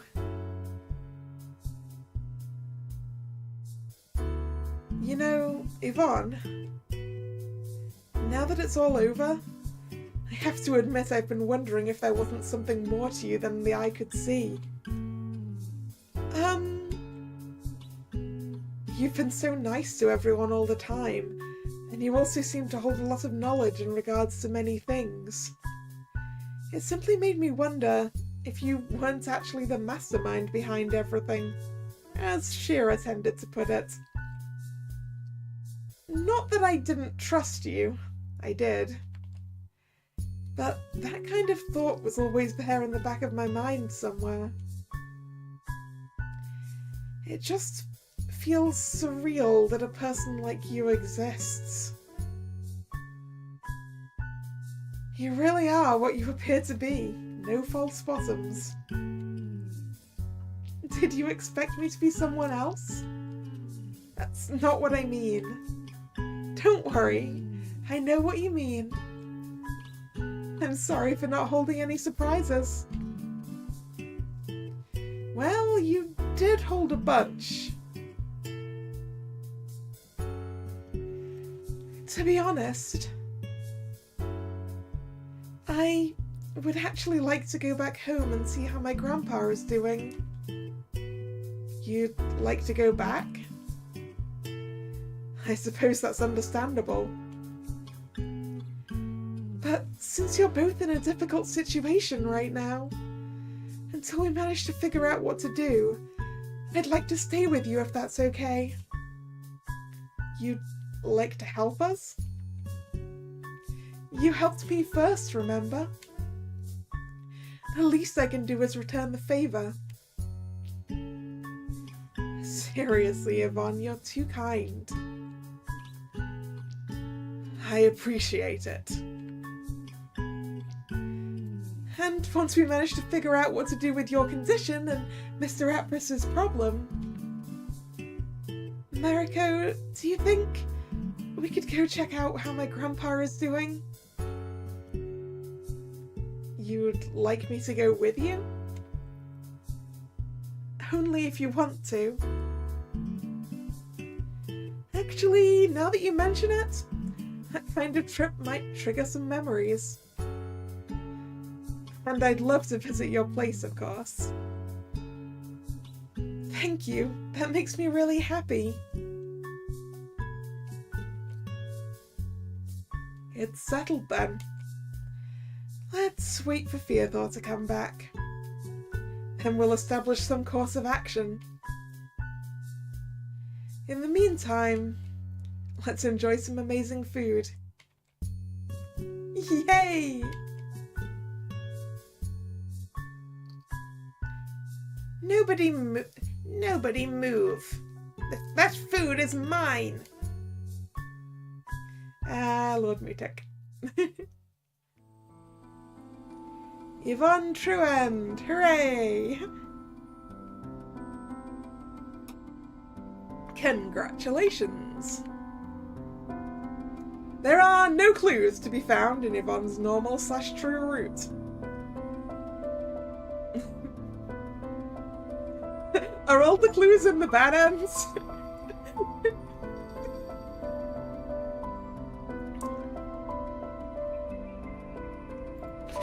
So...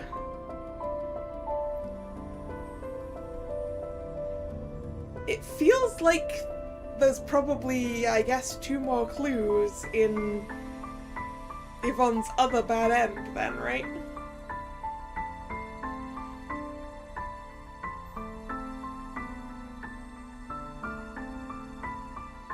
How do we get there?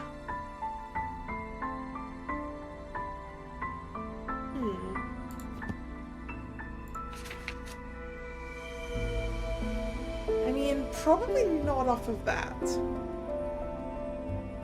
If it's the case, why aren't they grayed out? I think, and I could be wrong.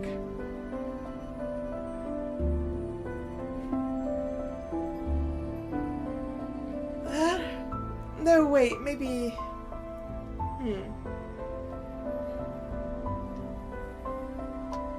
No, you're right. Why wouldn't they be grayed out?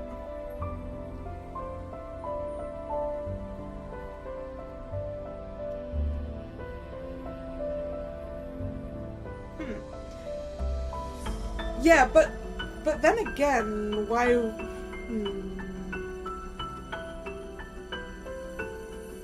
I mean, yeah, maybe they're just in rows depending on what colour they are, and the empty slots don't matter.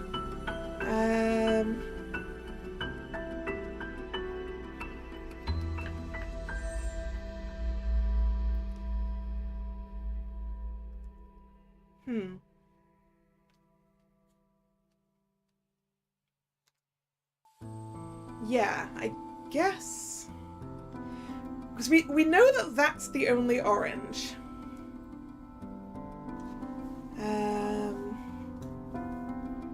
Also, I like that these clues are colour coordinated.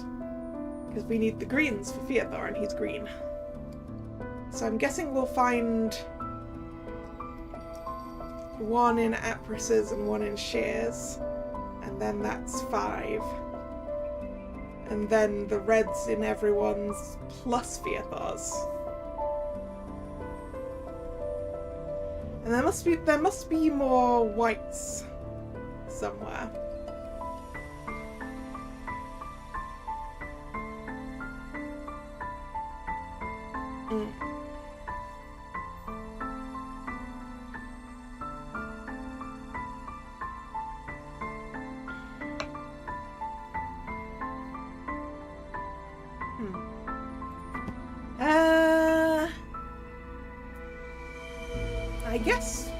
I guess we go run another route now.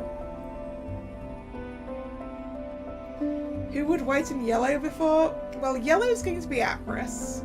Well, sorry, orange is going to be Apris. And white must be Shear, right? Because they're the ones with that colour nameplates.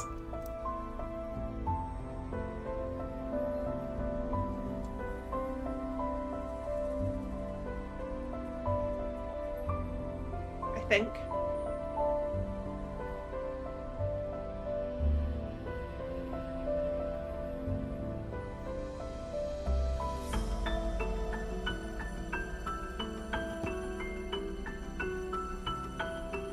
So, since we have all of the orange clues, like, we might as well go deal with Apris, right?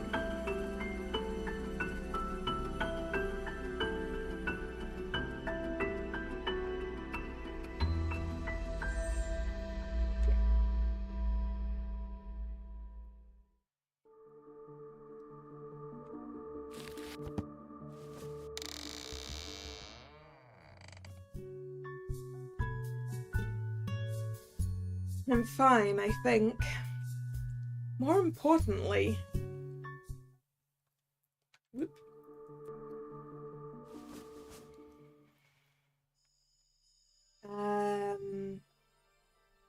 Head outside.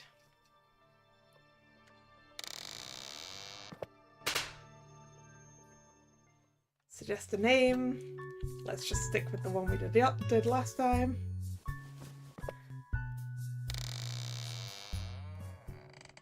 Courtyard. It's gonna be the courtyard, right?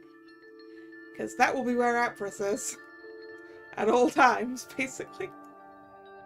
Yeah.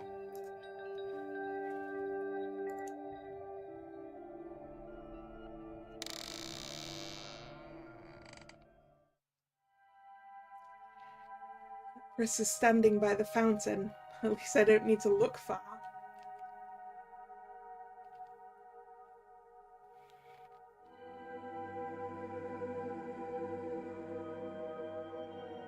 You're curious if pre-split affection matters?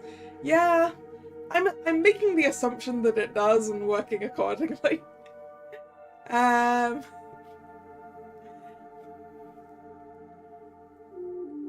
You know, you look like you haven't slept in a week. Did you come out here just to point that out? No wonder you're this grumpy. My lack of sleep is hardly at fault with that. I feel like I'm used to not sleeping much. Why are you so defensive about everything then? Are you seriously asking me that? Take a look around you. You guys are taking this whole situation way too casually. Offering your trust to everyone without a second thought might become the death of you. I don't even know if those guys are telling the truth or not. Hell, I still think you are hiding something from us. That would certainly explain your attitude towards me. I suppose I'll need to find a way to prove that's not the case.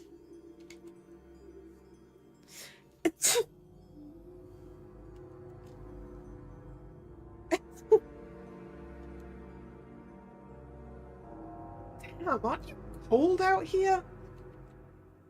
No, but it seems that you should go back inside.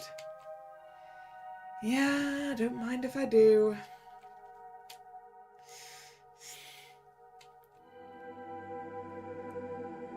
What now?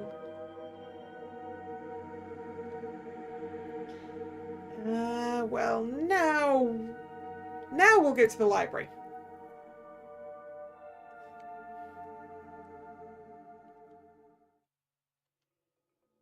Oh, I don't see Shira anywhere though. Man, I was coming up here to hang out with Shira. Boo.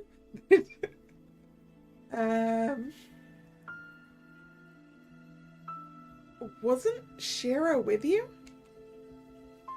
Oh, I'm pretty sure she was still here a minute ago.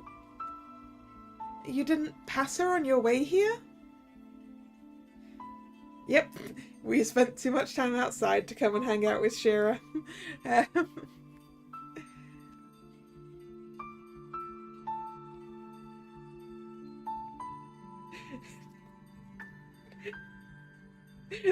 This is just like when I've been running the Charade Maniacs routes off stream.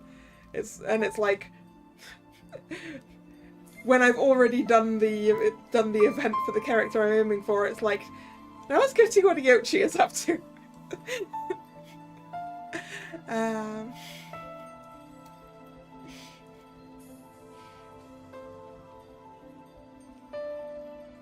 didn't. Go back and... You know what? Let's go back and look. This is new. I'll double check that. Alright. I'll be here if you need me.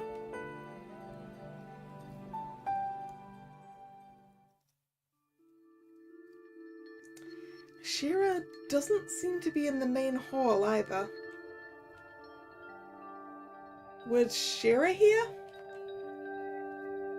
Yes, she just went up the stairs, actually. How did I miss her?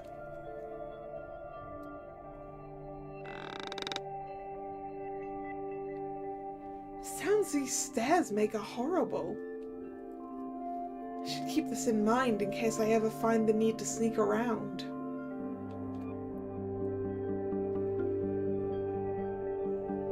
It's actually the first time that I've been upstairs. There are a bunch of doors here. I'm guessing those lead to the bedrooms.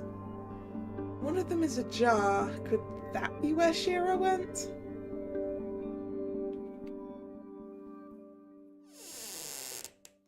the doors are squeaky too. Shearer? She doesn't seem to be here. Let's go check the other rooms then.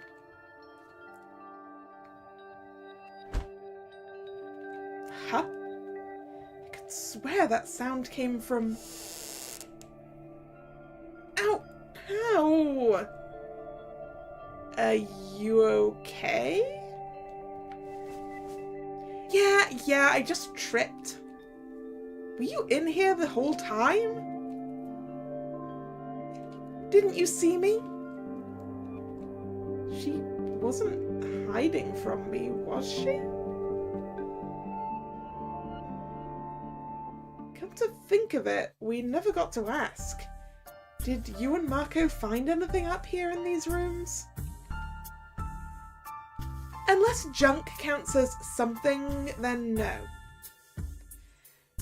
But aside from the burned and broken stuff, this place is pretty fancy, isn't it? I kind of wish I lived in a place like this.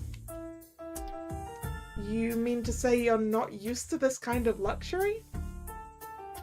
I had no idea. I don't remember it, so I was just pointing that out.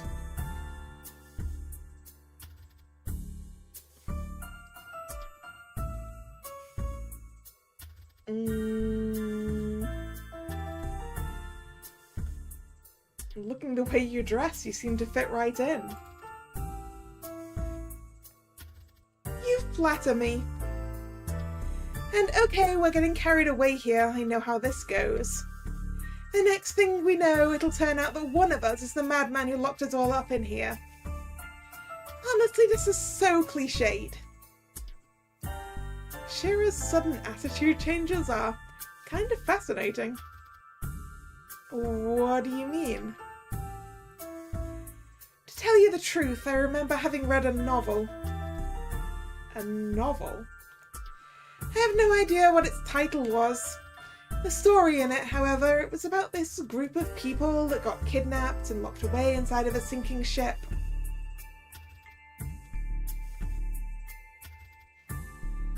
Oh wait, we have had this conversation! I was like, wait! 999 reference. And then I was like, wait! No, we've had this conversation. Yes, the skip button is available.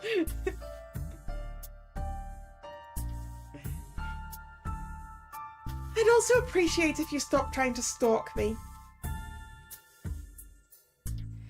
Now I feel a headache coming on. Go away. Well, that was interesting.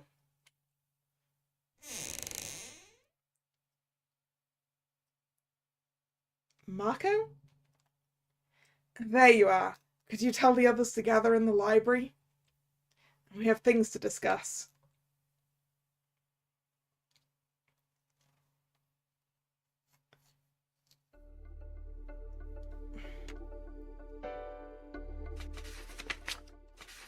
I'm going to this one. It's the king. Let's go for Apris. Continuing working left to right. This is probably something that nobody will see coming. But I'm actually curious about him. I would like to pair up with Apris. For real? Talk about unexpected. But hey, it's your call. I don't think anyone is about to cry over losing the chance of being left with Mr. Grumpy Pants here. Who has the queen? I do. Yvonne, who do you want to pair up with? Would it be alright if I paired up with you, Mr. Marco? With me? I certainly don't mind. Thank you. Well, that leaves Shearer and I. Not the worst of possibilities I could think of. I'm still not sure what to make of you, but I'm hoping we can come to some kind of understanding as far as teamwork goes. Don't worry, I'm not planning to cause you any trouble. Alright, so it's Mariko and Apris, Yvonne with me, and Shear with Shearer. We're running out of time, so let's all take the potions and follow the plan. We'll see each other in a bit. How long are we going to be out? A few hours at most, I'd presume. Presume? So you don't know? The recipe wasn't very specific about it. This is getting more and more shady by the minute. They're safe to drink, I can assure you of that. Are they? Oh wait, we can skip that a bit. Well, good luck to you, Mariko. Maybe you'll be able to get him to open up a little. Someone's being an optimist. Alright then, let's see how this goes.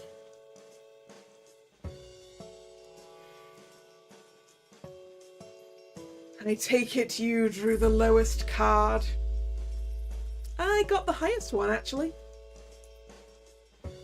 What are you doing here, then? Surprised? I told everyone I want to pair up with you.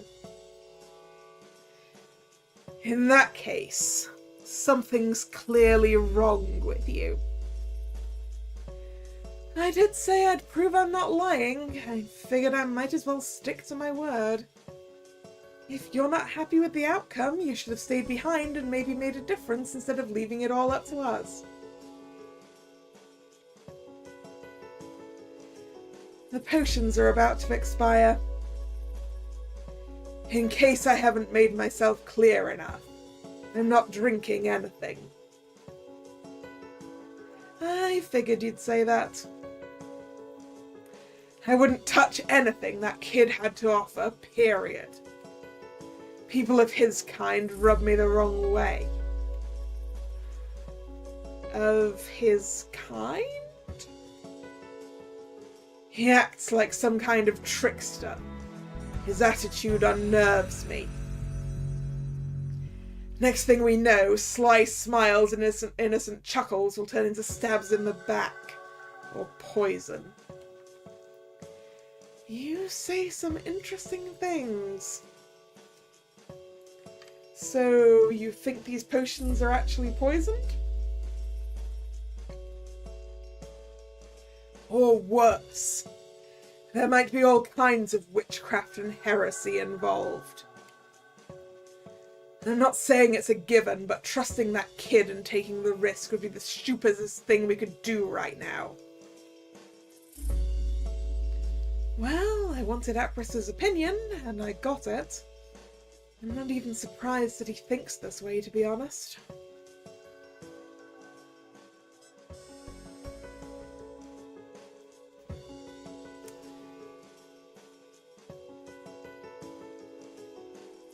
I'm gonna make a save here because it'll be useful to have one at, like, the beginning of the route. Potentially. Maybe. We're on the same page. Yeah, I mean, the potion didn't work when we took it with Yvonne anyway. You're not going to try to convince me to change my mind. No, I had my own doubts, and I actually agree with you. I kind of got the impression that's what you approached me for. But if that's the case, I'm glad I was wrong. Maybe you do have some survival instincts left in you after all. Was that supposed to be a compliment? Thanks? Well then, it's established. We're not drinking the potions. You're starting to think the potion never worked and is just a big sleepy potion. I mean, I guess Yvonne did remember things eventually. So it could just have been a really delayed thing, but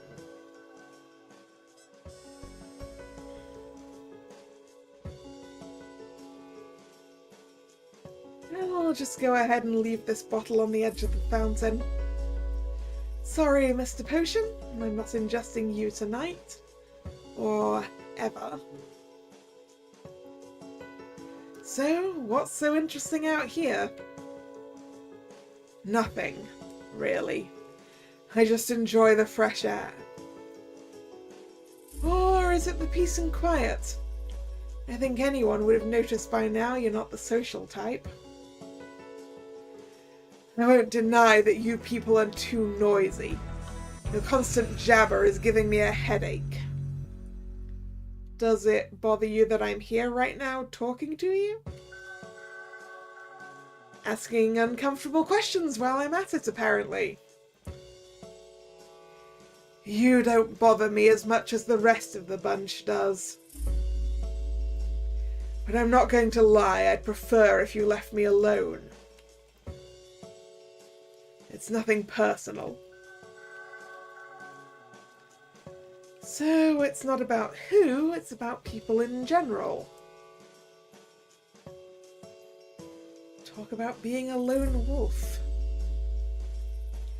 And talk about how low the temperature is out here. I think I'm starting to feel it in my bones. Aren't you cold? Are you? A little bit, but you're avoiding the question. No, I'm not cold. Wait here.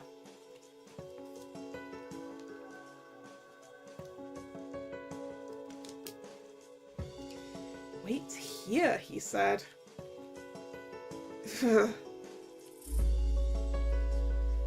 What gave me the idea to listen to him in the first place? I'm freezing my butt off here. Here. This should keep you warm. Did he just bring me a blanket?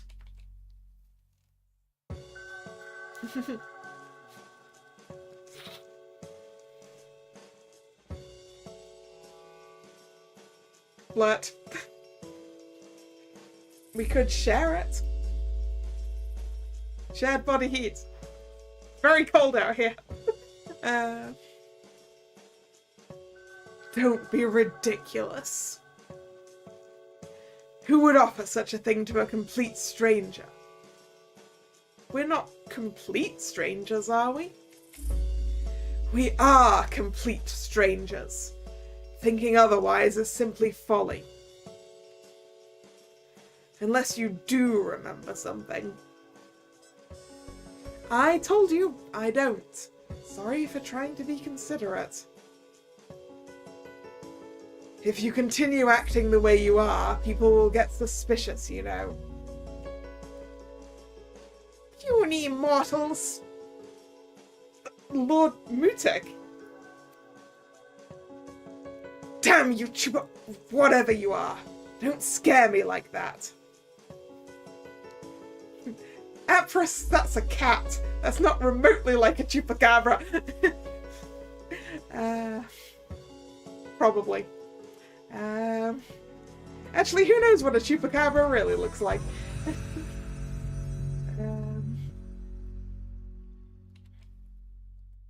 Seriously, Apris, what's the deal with you?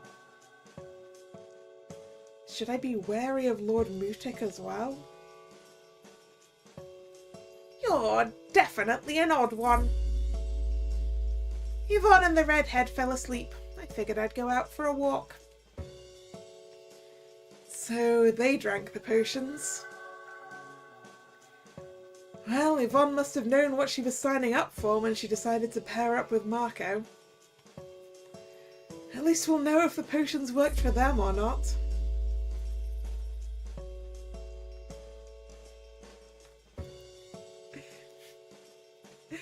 Yeah, right? That's basically all we know for sure about the chupacabra, is that it drinks goat blood.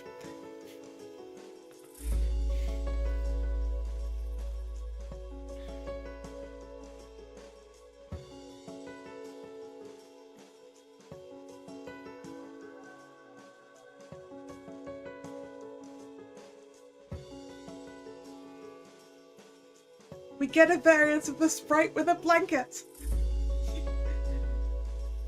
That's nice.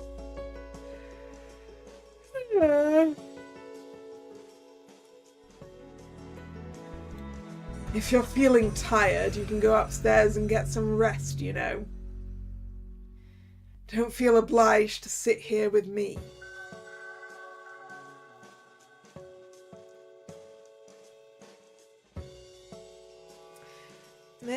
This could be important. No, I'll stay out here. I'm good. No, I'm alright. Perhaps I'm being stubborn, but I'd rather stay here. Even if there's not much going on. I wonder if Lord Mutik would let me pet him. Why am I not surprised to find you two here? Have you been sitting outside the whole time? We did. You guys are hardcore. Well, come over to the library. Shear and I just found something. Once Yvonne and Marco wake up, we'll meet to have a little talk.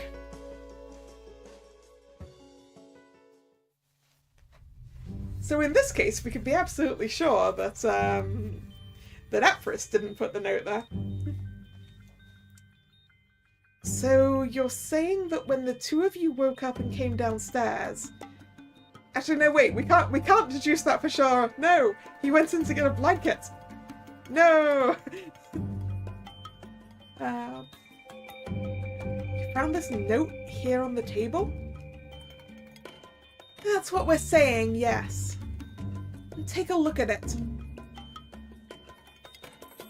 Shearer is right. A red, eerily red, piece of paper is resting on the edge of the table. I'm pretty sure we would have noticed it had it been there before. I mean, even in this mess of books, this stands out like a sore thumb. I mean, I guess given that it's signed FF, that it must have been placed there by Fearthor before he got knocked out and locked in an invisible wardrobe. You have to assume, right?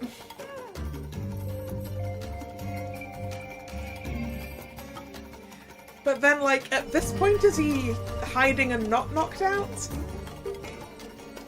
Did he lock himself in the wardrobe?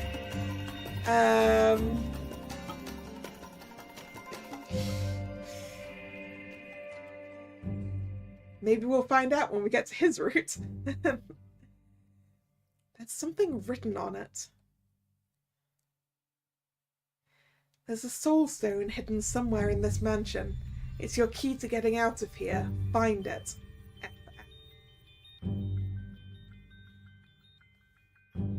His initials. Could it be?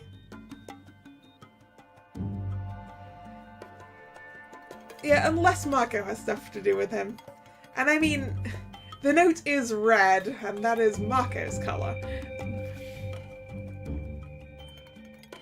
So... a soul stone? Who wrote this? Da-da-da. Way, as much as I hate to admit it, the person who found it was the one with the best opportunity to place it anywhere in the first place.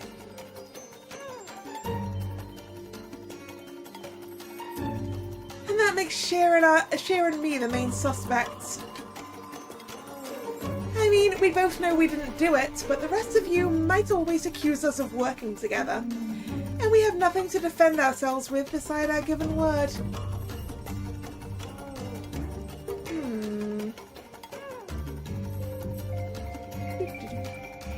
Yvonne, Marco, you two drank the potions and were asleep in your room the whole time, right? Yes. Well then, how can either of you be sure of that when you were both asleep? Sorry, when you've both been asleep. If you were out cold, then you don't know if the other person has been asleep the whole time as well, no matter what they claim. For all we know, either Yvonne or Marco might have left the room without the other being aware of it. But I can't argue with that logic. As for Mariko and Apris, we decided not to drink the potions. We were out in the courtyard the whole time. Ooh! Okay, that's getting saved. How honest are we being?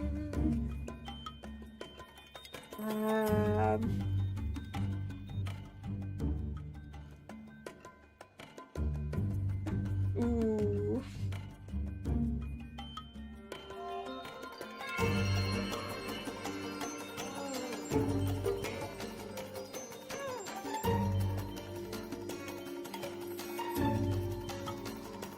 I'm not sure he'll appreciate us lying, right? So... But Apris went back inside to fetch a blanket for me. She's telling the truth. So, Apris had the opportunity to place the note here when he left your side. Then again, that means Mariko also had the opportunity to do the same while Apris was upstairs. I didn't go back inside, but I guess I can't prove that either, can I?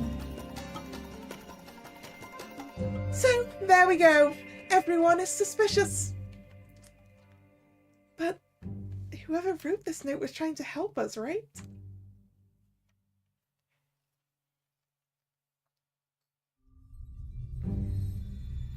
I have a question. Yeah? Is that note in the exact same spot where you found it? Yes, we tried not to move it. And did you both find it at the exact same time, or were you just together in the room and one of you noticed it first?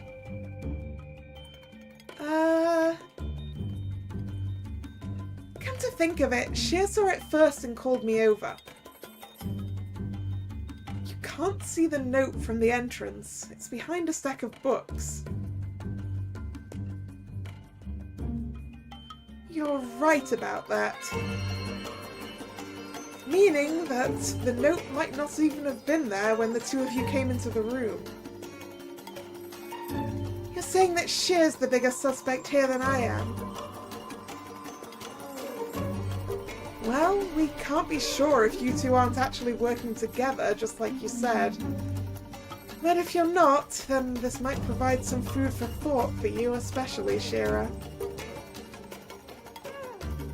You know, I didn't think of this. You're smarter than you look. Shear? I didn't write this note, I swear. You have to believe me.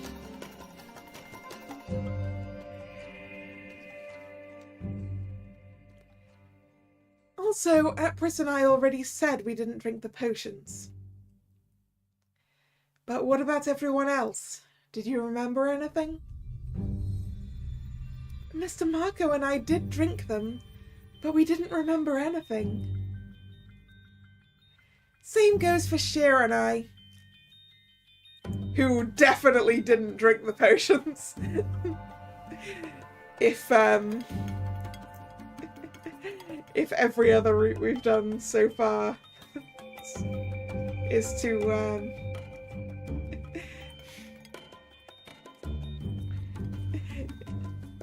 it has informed me of Shearer's opinion on the matter. So wait, drinking these awful smelling potions got nobody nowhere? Okay, maybe Shearer actually did this time. Well, depends on how whether you could smell them through cork, I guess.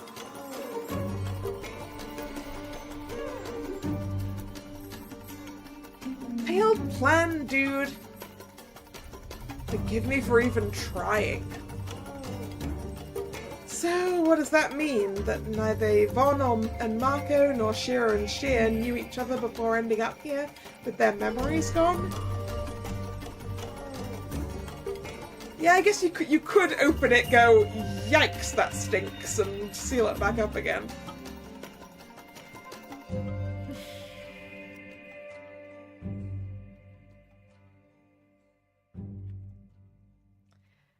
Either that, or the potions didn't work like they were supposed to. Maybe I messed something up.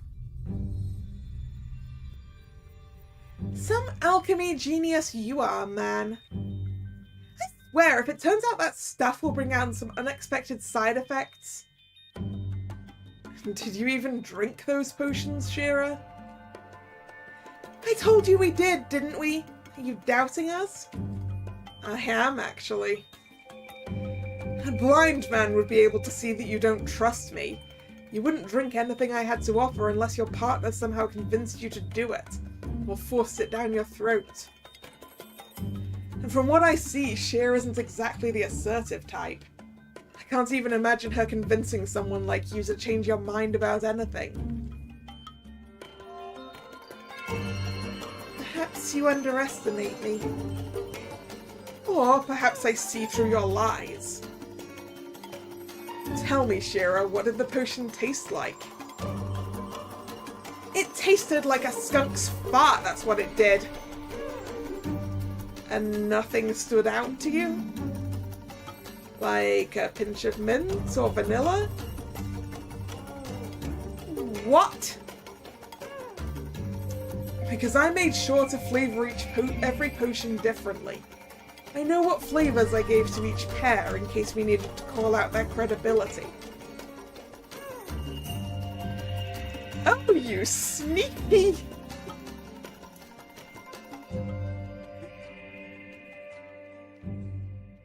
Oh, so that's why. I was surprised mine tasted a bit like coconut. That's cheating. That's being smart and cautious. And honestly, I don't care if you actually drank the potions or not. It's the fact that you lie about it that bothers me more in all this. So, you didn't drink the potions?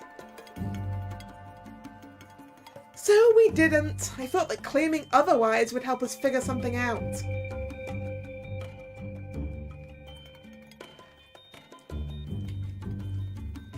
And I suppose we did figure something out. Marco is not to be taken lightly, just as I thought. So, what were you two up to in that bedroom of yours that you figured you had to hide it? Oh, you didn't! I'm going to get you back for this.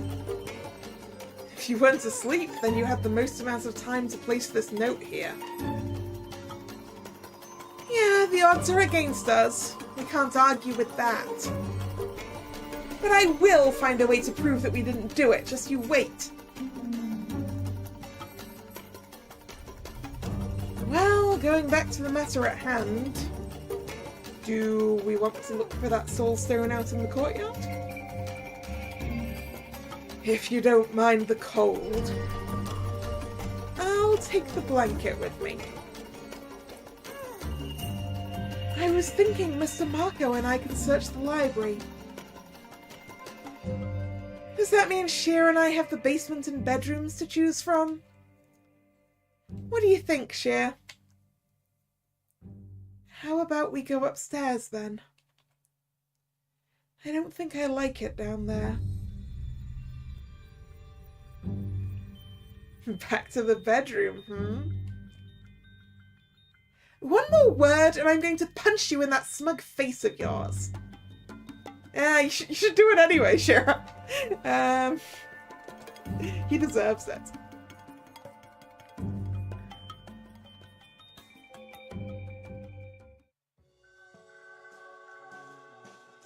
You didn't write that note, did you? I didn't. Let me ask you the same question.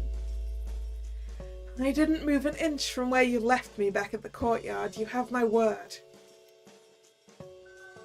That's not answering my question. What do you mean? Mariko, if you happen to be familiar with magic, you could have used some kind of teleportation spell to place that note where you wanted to. Probably even from that far away.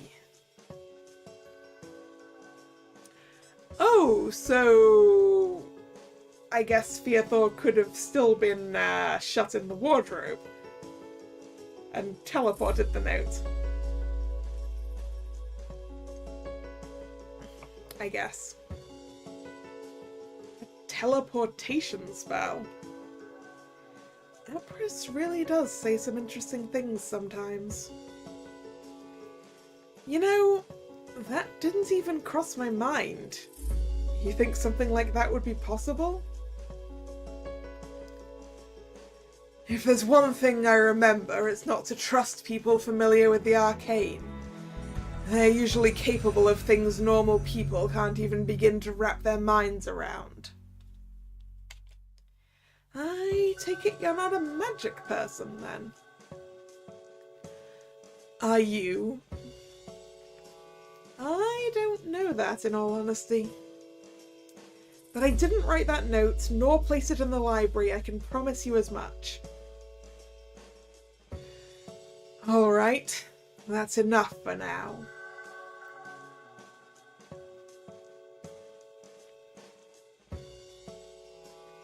If this stone really is somewhere out here, stuffed into one of these bushes, then we might have a serious problem. If I wanted to hide something in such a closed-off space, I'd probably bury it. That makes things even worse. Does it, Mariko? I mean, well, I guess it depends on how long ago you've buried the thing.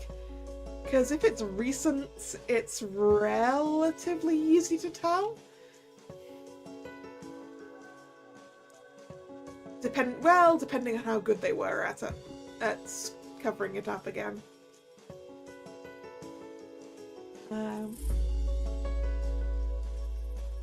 Not necessarily. Well, it depends if someone cared for that stone to get dirty or not. Usually, people store these kinds of magical items inside boxes of some sort, don't they? If it was big enough, I'm sure we'd be able to find a patch of burrowed dirt easily enough. You mean like that one over there? That one looks big enough for a corpse to fit in, not a box. I thought the same thing. Hey, courtyard lovebirds! Sheer and I managed to find something. Come back inside. So, we're not digging up a body then. Should we be worried about this? Even if it was a corpse, what would you want to do? Dig it up? If it's dead, it's dead. Let's just ignore this. You know that is, however, a way of hiding something.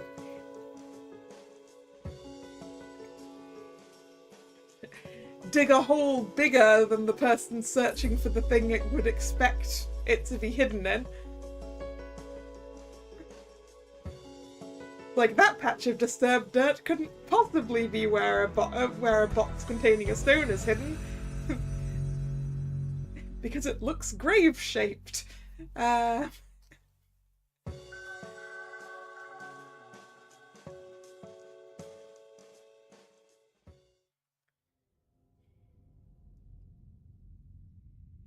Everybody, take a look at this wall. Not a wall. Okay. Food. Meat, fish, veggies, cake, or a surprise. Hey, Empress, what are you eating?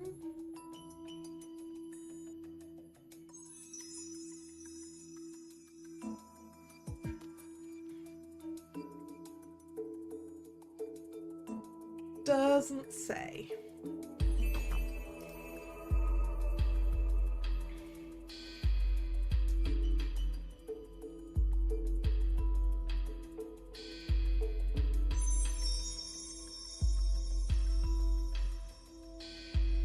Surprise me.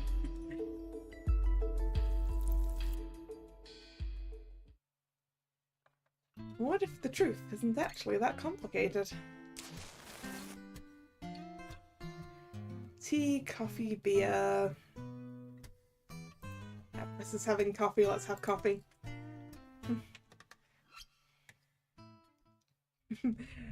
Popcorn, please, Apris.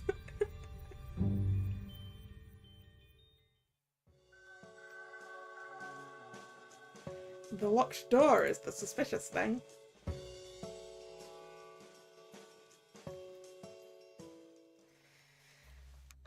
Go in with them. I'd feel more at ease if you didn't attend the baths on your own. I guess I shouldn't be surprised. I have no idea what I'd have to do to convince Apris to take a bath with me. He'd probably think I'm being weird if he doesn't already. I suppose I'll take you up on that offer then. That's great! We'd love to have your company, Miss Mariko. What Yvonne said. Thanks. I'm going in after them. I can take a bath last. I don't really care.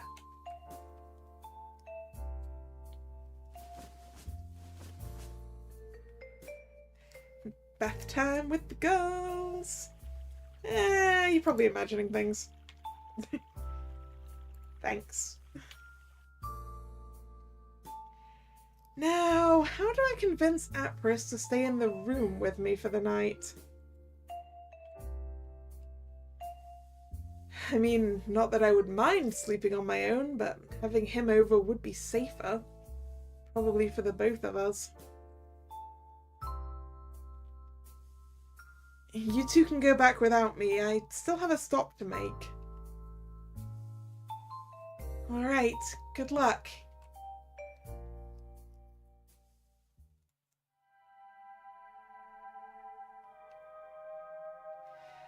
I knew I'd find him here.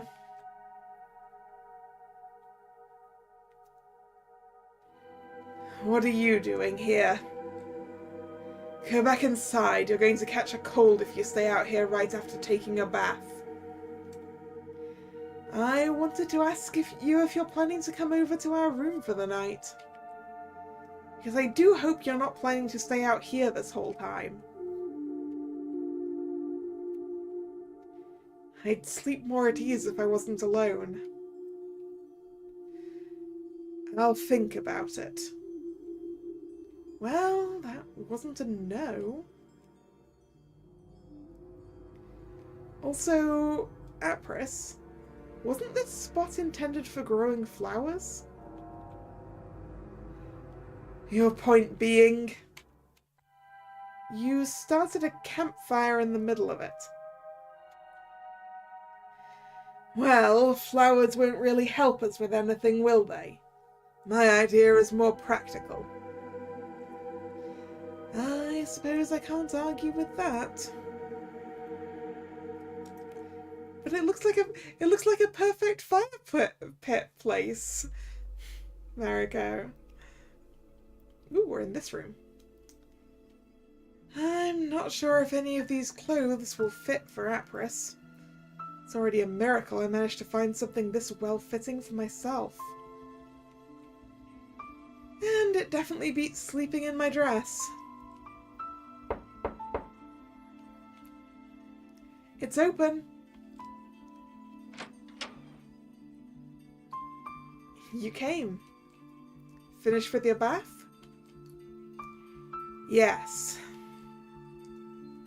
I tried looking for some clothes we could sleep in, but I'm not sure you'll be able to fit into any of these. It's fine. I don't need any.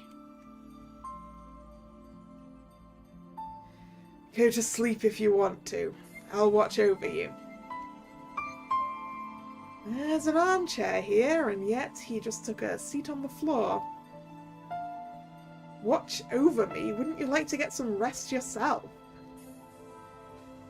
No, I'm not sleepy. Apris, you don't look very well rested with those dark circles under your eyes. If you don't trust me enough to sleep next to me... This isn't about trusting you or not. What is it about, then? Talk about being stubborn. Could we take turns, at least? Turns? You can watch over me as I get some rest, and then I'll watch over you in return. Fine, we can do that.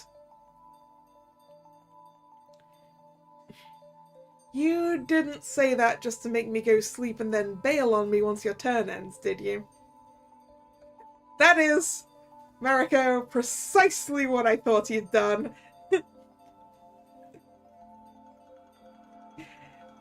Because that's the thing, isn't it? You go, yeah, I'll take first watch. I'll wake you up when it's your turn. Doesn't. You'd be more stubborn than this otherwise.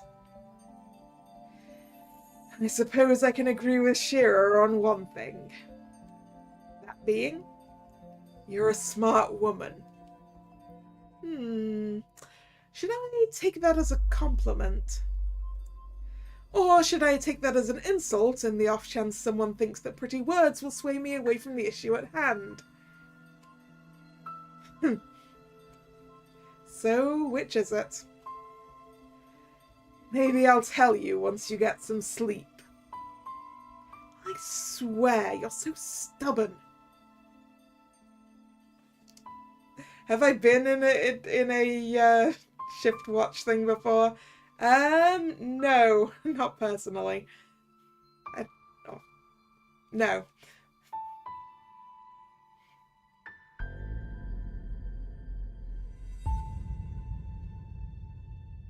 Actually, I'm not certain if no was true or not.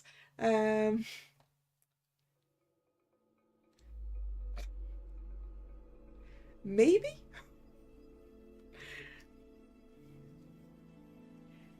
I vaguely recall. Vaguely. No, I think I took my watch turn during the day, actually.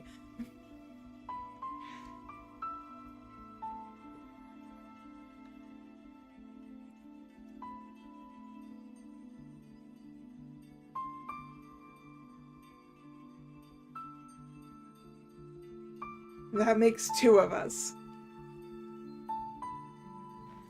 I think there was a saying for this. A wise man can change his mind, a fool never will. Have it your way. Good night, Apris. Good night.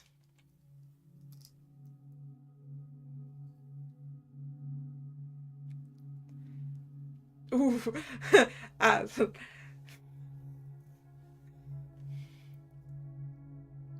No, Drag. I wasn't saying it out of personal memory. It's just a trope.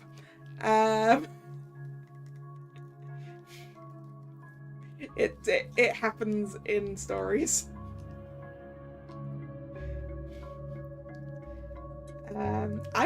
I was gonna stop here, but holy, scared the crap out of me. Apris? I think Lord Mutik came to bother us again.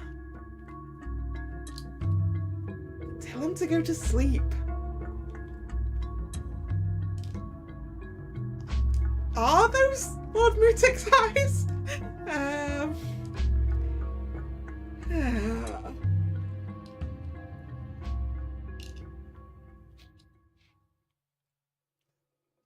Something smells nice. Okay. Morning. Right. I'm going to end it here, and then we're basically in the same position that we ended last stream on. So, thank you very much for coming. It's been fun. We got another good ending, and another bad ending. We have clues. So yeah. If you're new here and you've enjoyed your time, please consider subscribing to the channel. You can also follow me on social media, which is linked in the description box. Also linked in the description box is the link for this game if you want to go pick it up yourself. So go check that out. The streaming schedule for this channel goes up both over on social media and over here on YouTube in the posts tab of the channel. Did I remember to do that this week? Yes! Good. The next scheduled stream is Wednesday, 7 PM for some more Pokemon Legends ZA. So I hope to see you then or another time. Once again, thank you very much for coming. And this is Kalla signing out. See ya! Bye bye!